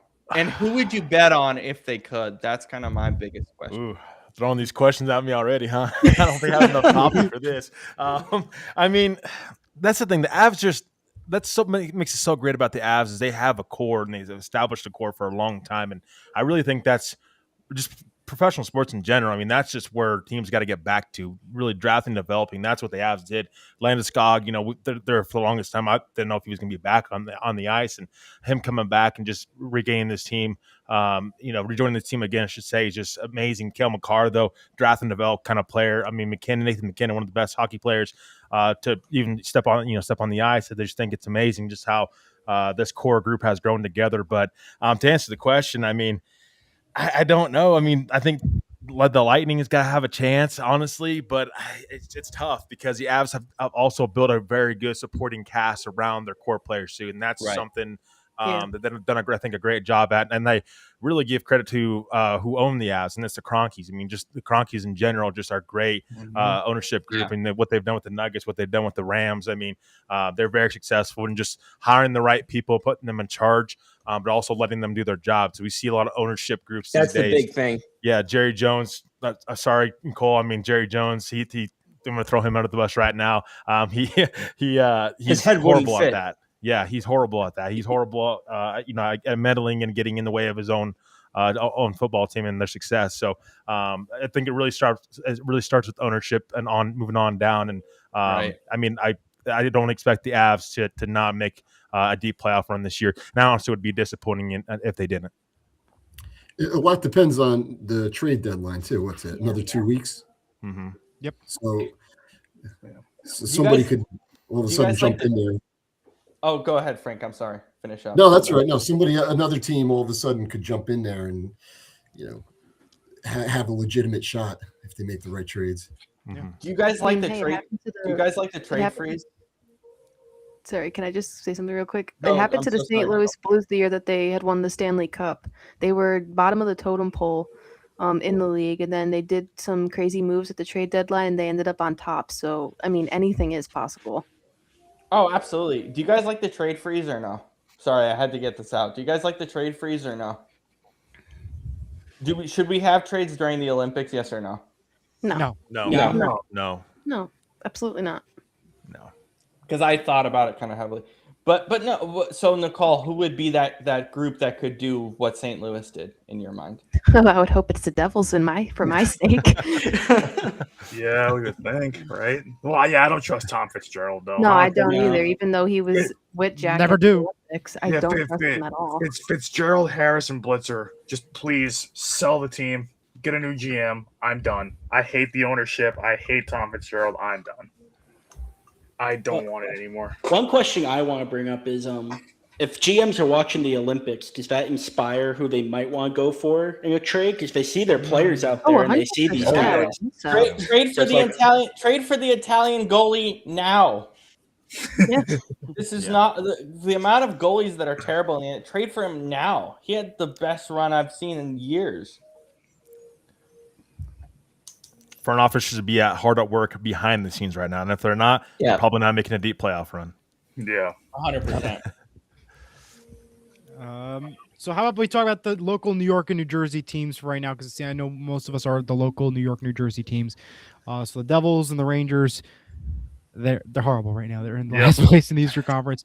Maybe with this Jack Hughes overtime U.S. goal win, maybe they can gain some type of momentum into the second half of the season. Let us hope and let us pray.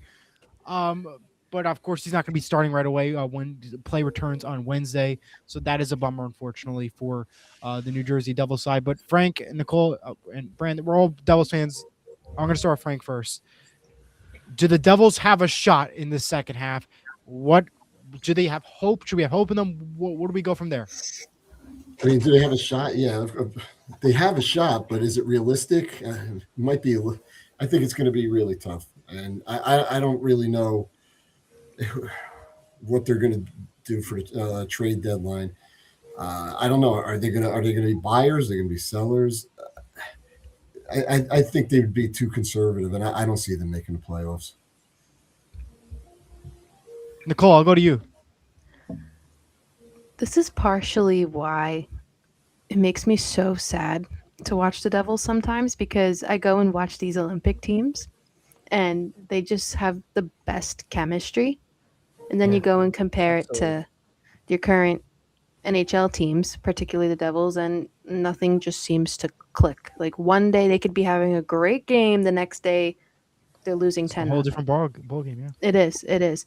And I was literally telling my sister this the other day, like, I wish Connor Hellebuck and Brady Tkachuk were New Jersey Devils desperately, because one, Connor Hellebuck is probably the best goaltender in the NHL right now, and he proved it on that world stage. And Brady Tkachuk, I want to see him destroy someone on that ice. Like, we do not have anyone on this team currently, this New Jersey Devils team, that is willing to step up and take on that enforcer role. Brady has many ties to New Jersey. His wife is from Brielle. They bought a property there a couple years ago. I was hoping that maybe that was a sign that maybe he'd want to change his scenery and get out of Ottawa. It's possible, maybe one day down the line, if there's the cap room for it. I know we struggled with that to get Quinn this season, and that did not work out for us. But I'm just hopeful. I mean, the last superstar we really got was Dougie Hamilton. It worked for a year. Now I see where we are. He's not really fanning out to be what we had hoped that would be long term. We got rid of Palat, make some space. Tom Fitzgerald needs to make some moves. Dave, I'm going to go to you next. What do the Devils got to do? Well, it all depends on the mentality our Olympians come back with. I mean, we saw Markstrom of Team Sweden. He played lights out. So it's a matter of, like, does that give him confidence? Is it because the people that we have in front of him don't play well, like Dougie and everybody? So it's like, it's all, like, as Nicole said, it's like Team USA had team chemistry. Yep. Is that chemistry going to carry over with Nico, Brat, Jack, and Markey when they come back here, especially, and also Nemitz? So it's like, does a trade need to happen? Yes. Tom Fitzgerald said that he's going to make a trade that is a big impact to the team to send a message. Who's that message going to? Is it to us? Is it to the locker room? It's like, is it to the league? Like, it all depends. It's like, is it a seller? Is it a seller thing or is it a buyer thing? Who knows? We'll find out when the trade deadline happens, if it happens on the trade deadline day, or if it happens in a week or two from now. It's the ball is in Tom Fitzgerald's court. He's got to know what to do with it. Brandon, I'll go to you.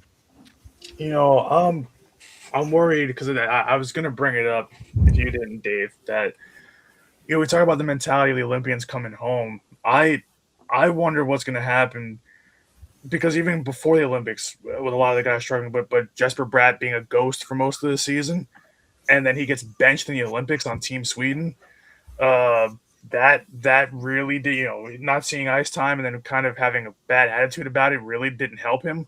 And I don't think that's going to carry over well for the rest of the season. I've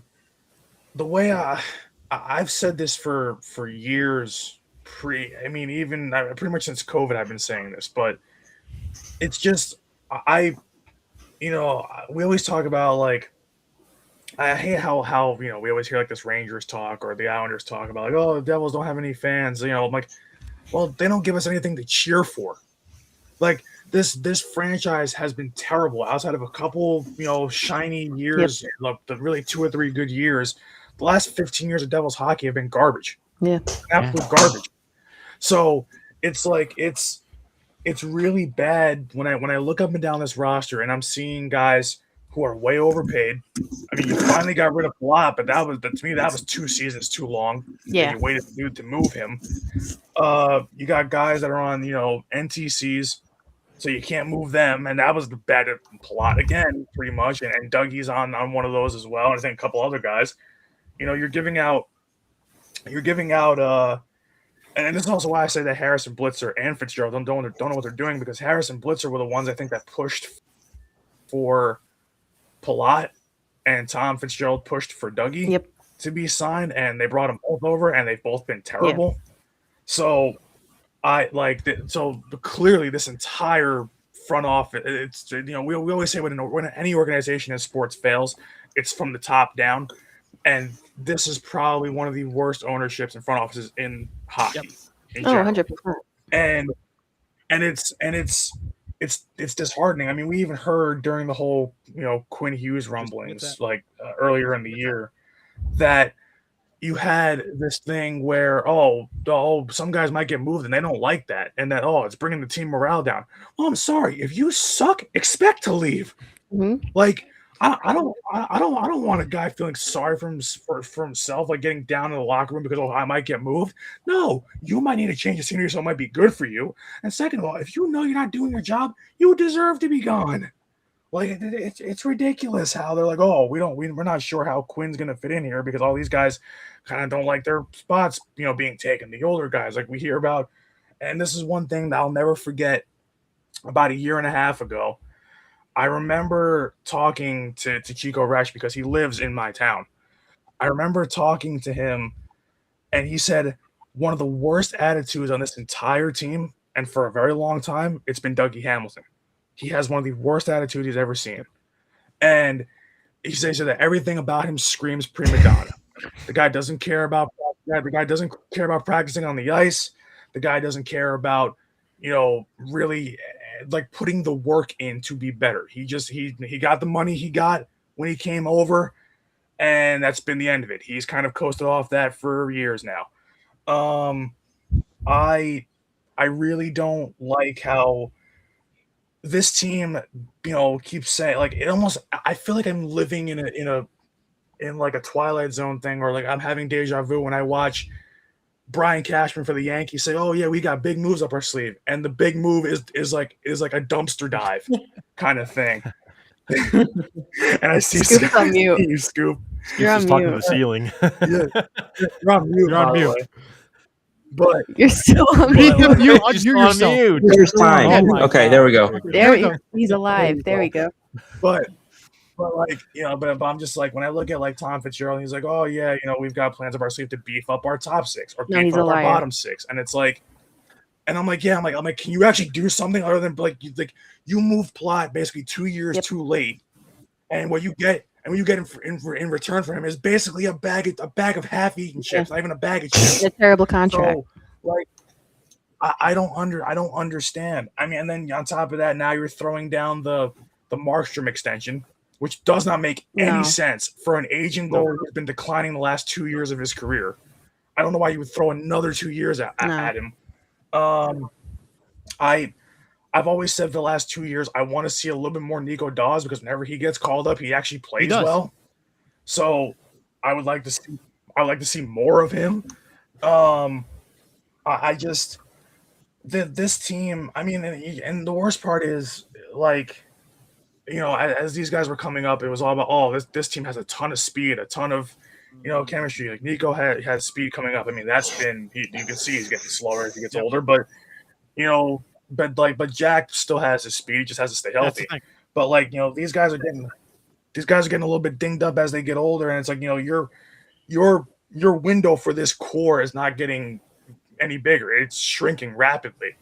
And it's just, I was saying this to a bunch of people on Twitter that we've seen this core pretty much since Nico and Jack were drafted. So for 7-8 years now. And what we've gotten out of it is 3 rounds of playoff hockey, and both times getting pushed around by Carolina, who always seem to beat us. We can never seem to beat them. I just, this team should be better than what it is, and I'm tired of everybody. I'm tired of hearing in the first half of the year, we're doing so good, because, And like Nicole, you always said, oh yeah, wait for the Christmas collapse kind of thing. Wait for the New Year's collapse. No one listens to It me. happens every damn year. Like it's like I don't get how you can start off that hot the way they did and be the best team in hockey for like the first month of the season.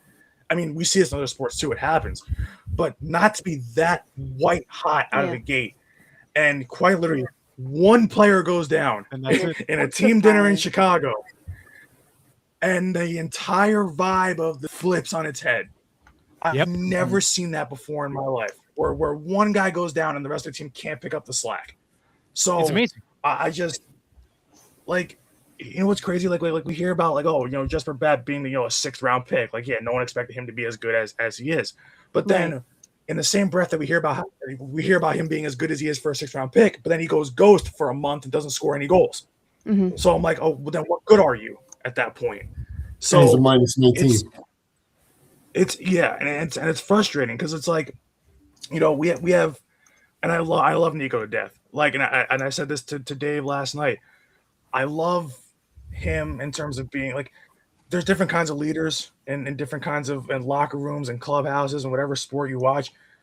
But Nico, to me, I mean, I've seen people say both sides, but when everything I see from him, I'm like, he does not scream leader to me. He does not scream captain to me. It's okay to be the strong, silent type, but he's not strong. He's just a silent kind of leader. I'm like, I would like you to actually kind of get emotional. It's like every time this team hits a bump in the road, there's always a new, Nico Hischier meme of him crying on the bench or him looking defeated. And I'm like, can you not show that to your team? You're the captain of a professional hockey team. Can we talk about you guys falling all the dang time? Why do I always see every month your falling compilation of you guys falling? Sharpen the blades. It's ridiculous already. And that's part of the reason why Jack's hurt so much. Yep. Why he has a bionic shoulder or both bionic shoulders, because it's like he can't stay on his skates and he gets crushed by some defender because he's so small, and he gets sent flying to the boards and he folds up like a cheap lawn chair. So Jesus Christ! I love him, but skill only takes you so far. Like, you can be skillful and you can be like. It's a lot of times he tries to do too much out there, and I'm like, just simplify your game. You're so talented that your game will find you at the right time. Like, I'm tired of him trying to do everything for this team, even though he means everything to this team. He is how everything for the talented team. he is. Yeah, but it's just like there's times where I'm like, okay, just make the simple pass, or just listen. Be like, have your head on a swivel. Don't be coming out of the zone with your head down because someone's going to crush you, and that's happened a million times before. Like, it's little things where I'm like, this is what a cup contender looks like versus a team that can't get out of their own way. It's those little things like that, and it's just these guys have been in the league long enough to know better already, and that's another thing. It's an indictment on the coaching aspect. That these guys are still making the same mistakes they made 4 or 5 years ago. You're not a rookie anymore. So the fact that it's not clicking somewhere, I don't know if it seems like it's a player problem, it's a coaching problem, and then at the top, front office not making any decent moves to get this team any closer to a cup. Ownership clearly has no clue what it's doing. So it's a mess all the way through. It's just so bad. Like, I can't see how they're going to make the playoffs this year. I'm just hoping that when they come back fully from this Olympic break, that they just play good enough hockey to give the fans something to cheer about going into next season. That's what I'm hoping. Frank, you wanted to add something, I see? Yeah, no, I wanted to ask Brandon for his opinion. I mean, he brought up leadership and team morale too. When I think about it, you go back to that injury in Chicago at the dinner. Prior to that, all year long, they're talking about trying to get Quinn Hughes on the team. And then there's a lot of people that are trying to be moved, and they're trying to figure out ways to get rid of them. So with that being said, you have guys that are on the chopping block. It's almost like everything's revolving around the Hughes brothers. And meanwhile, Jack winds up suffering an injury, which we're dying to know how. Yeah. And Luke was just turnover prone at times, and that's got to be a little frustrating for the rest of the players. How much do you think that has an impact, or if any at all? I think that, I mean, when I look at the stock that the Hughes brothers come from, and we talk about how great all that comes to Quinn is how great like a locker room guy he is, how great of a leader he can be for his teammates, how great of a defender he is. He's one of the best defenders that this game has seen in recent memory. Maybe not this year so much, but he's finding his game again. And he looked great in this Olympic run. And I think about then you come down the line to Jack. Jack, probably the most skilled out of the three brothers. The fastest skater. But kind of lacks a little bit in terms of a complete game. I mean, he does have some moments defensively where he might show up and have some flashes of a good two-way forward and whatnot. But then you get to Luke. And Luke is, I mean, as the baby of the three brothers, he's got the most room to grow. But there's times where, I don't like when the fans got on it. Listen, No, he that had was two awful. goals that he basically allowed himself. But I'm like, you're booing him every time he touches the puck. But this team, you should be booing the front office and the ownership and the coaching staff and that kind of stuff. That's where it's directed at, because because at some point too, the coaching staff also has to realize too, you can't leave the kid out there to die. He's getting killed by the fans too. It's like I think about it in a way where Luke could be another leader that I've heard. I've heard people say, "Oh, maybe Luke could be the next guy." But I'm like, but Luke's one of the youngest guys on the team. I would not do that to him. And the thing is, he's not ready for it yet. Jack to me has that leadership ability where it's like he might not always say the right thing, but he'll get the guys fired up. We've seen that. He'll make a difference in a game just because of his skill. Where it's like he could be that but they don't have a guy it's not like I'll bring up the Yankees. It's not like having an Aaron Judge where he leads by example and is a good locker room guy and can do multiple different things as a leader. The Devils just don't have that in anybody. It's all guys who can be good at one specific thing, but they're not meant for a leadership role. Not everybody can be a leader, but when you have basically a captainless club like we do, it's like no one's going to step up. And then you have guys who are older. How is it supposed to work, right? How is it supposed to work if you feel like you have a captainless club? Exactly. And you have Dougie, who's been in the league forever, but yet it's pretty telling that he's not a captain on this, that he's not the captain of this team, because it really should go to him since he's one of the senior players on the team and has been in the league for a while. But with his attitude and what we've always heard about him, you can't make him a captain because he doesn't deserve it either. So who are you gonna you're gonna give the captaincy to any one of the other defenders? No, because they're not great players to begin with. And then you've got Shimon Nemitz, who's arguably been our best defender this season, who's barely gotten the ice time. But and he's so young, you can't make him you almost can't make any of these guys captains, because none of them are great on the ice, or none of them are good off the ice, or they're just so. So it's really hard, because when you look at so many teams, it's not about just having the C on your jersey or having the A. It's about also just other guys on the team who are good leaders as well, because it's not just about having the one guy. It's about having multiple guys who can pull in young players who can do the dirty work on the ice and off the ice. There's a lot of veteran players. You look at how when the Penguins were winning cups, it was Crosby, Malkin. It was guys. They had a few guys there that were doing that.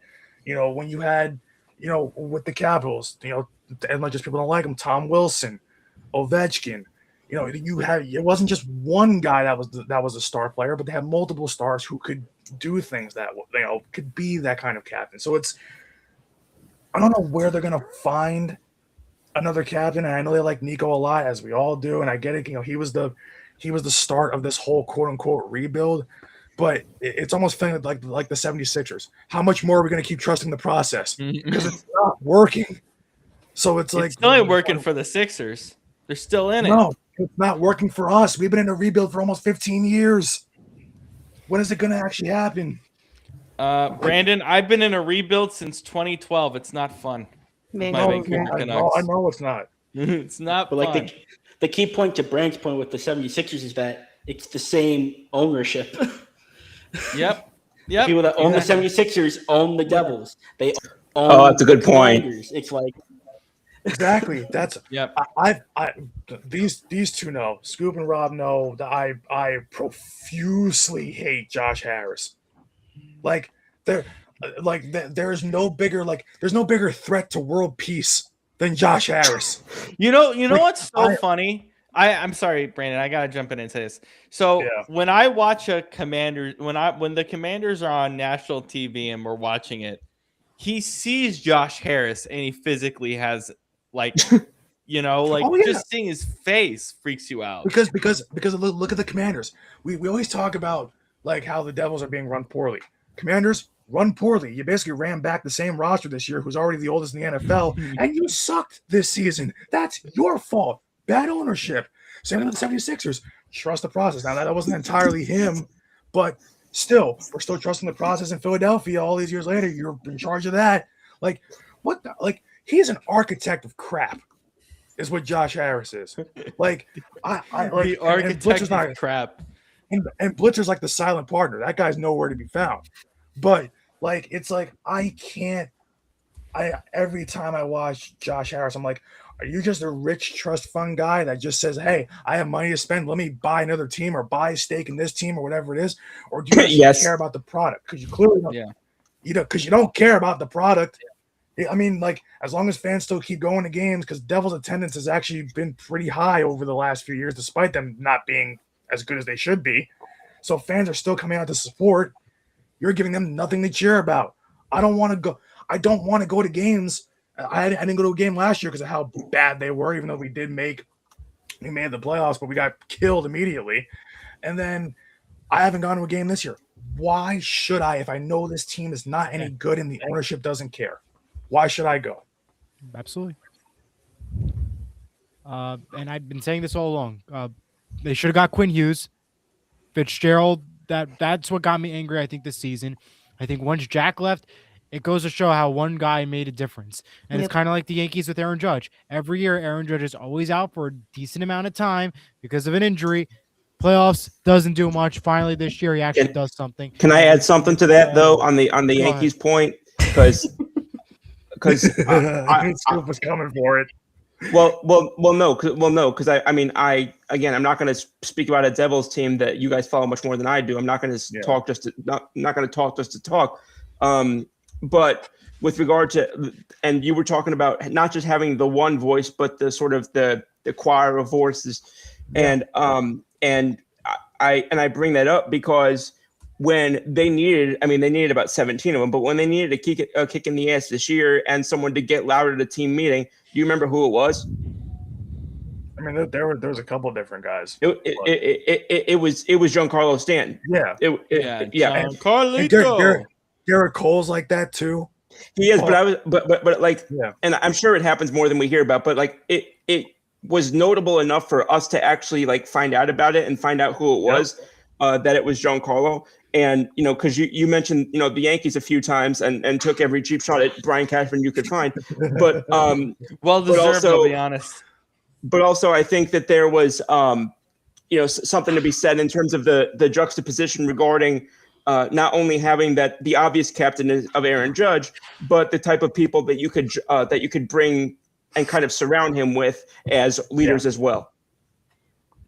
Uncle Leopold Kenny. Yep. Oh, for crying out loud! Well, yeah, it's because of this freaking guy. We still don't know who this guy is.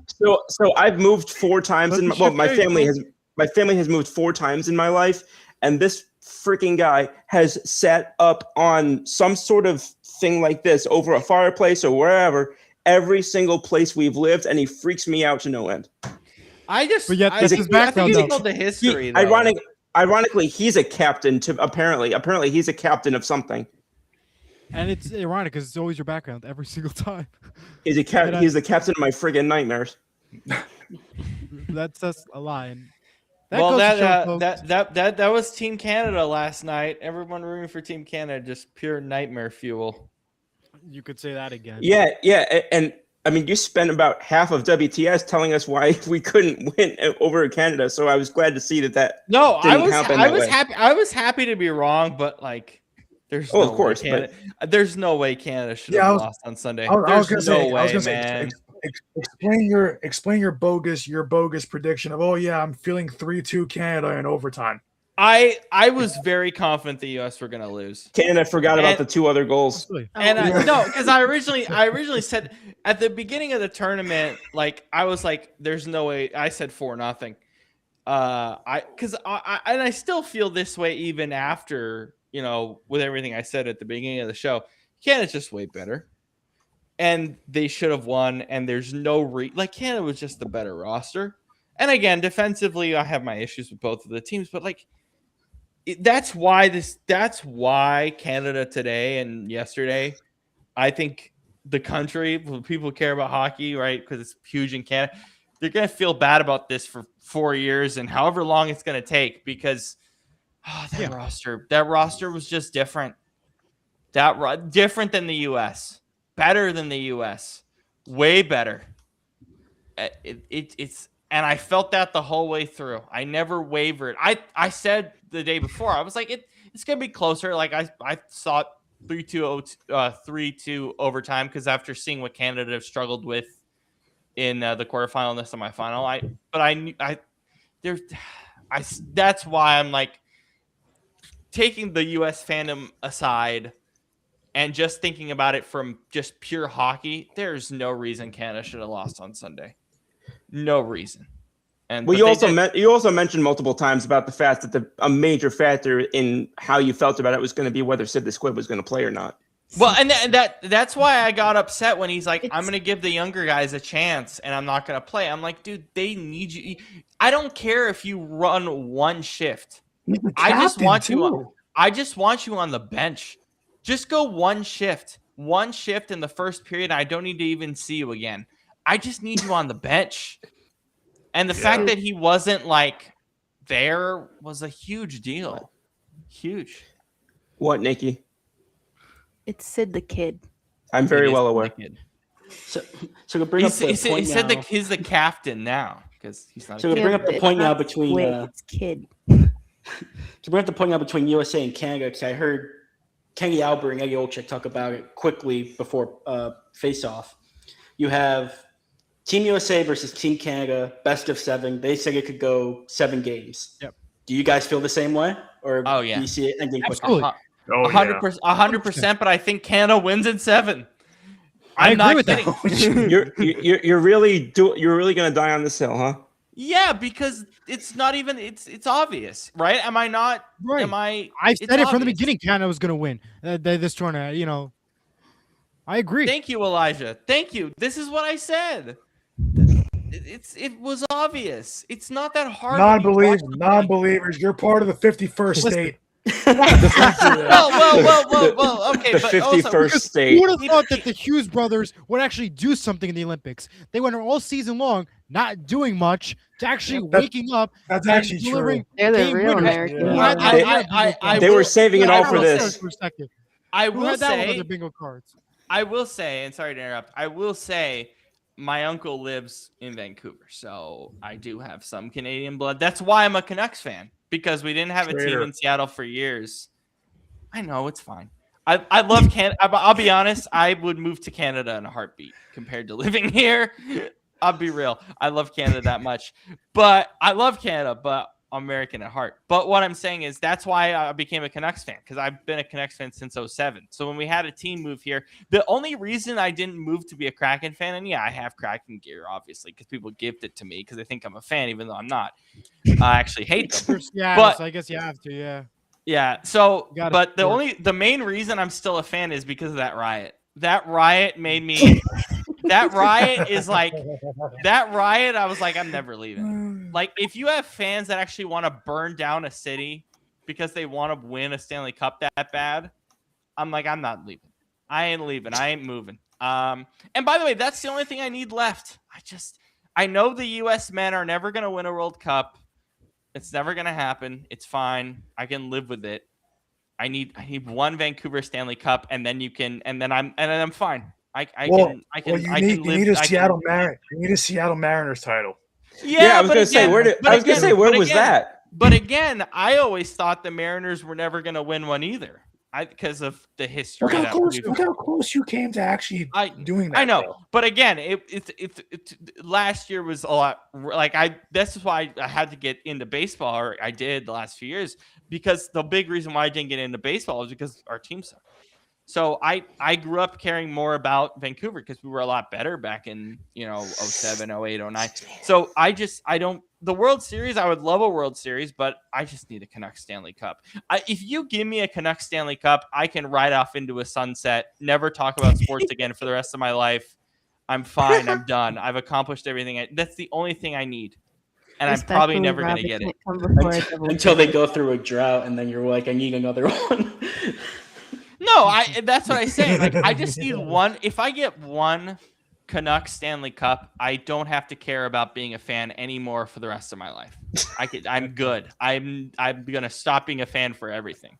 I'm done. I did it. I completed what I wanted to complete. I'm done. I just need that one. That's all I need. It's never gonna happen. I was gonna say because you don't have basketball anymore. Even then, I didn't really grow up. That was cold. I did. No, it's not cold because we're going to get a new one. And by the way, I didn't point. get into basketball until after. So I don't really care if the Sonics win one because I'm going to be a fan. But also I watched basketball because of my fantasy team, not because of an actual team. I'm still going to be that way. So and I love basketball, but I love basketball for different. So no, all I need is Vancouver. That's all I need. That's all I need. Everything else, I'm good. Or a double Stanley Cup. No. I want that I want that so bad. Not before the Devils get wait one. a minute. In my lifetime. That would actually be sick. What if we get that as a Stanley Cup final? What if we get Vancouver? So where's that? It's Queen Hughes though, so it doesn't make it that exciting. No, but I will say, Brandon, we still haven't paid off our bet, and I'm really sad that we can't. That's pay what it I'm off saying. What if that's the payoff to the bet?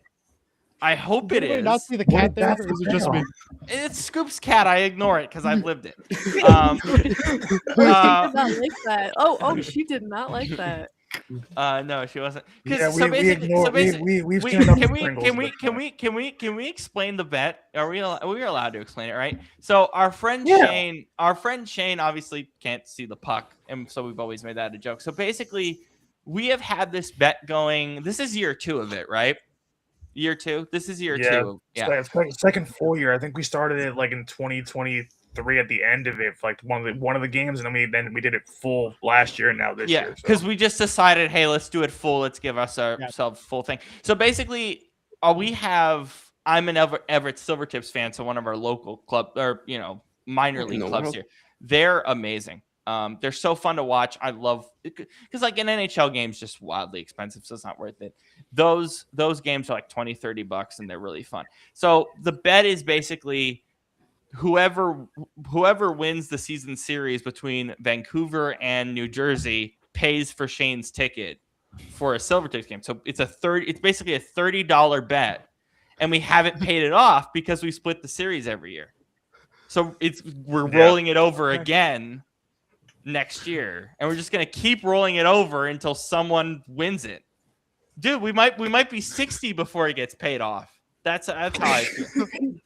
Could you imagine though? It's like if we split it, but we split it in the same year where we get that as a Stanley Cup final. Well, if we get that as a Stanley Cup final, then it's whoever wins that Stanley Cup final. Of course. Yeah, but then it's like, but okay, but then the thing is that's what it's like.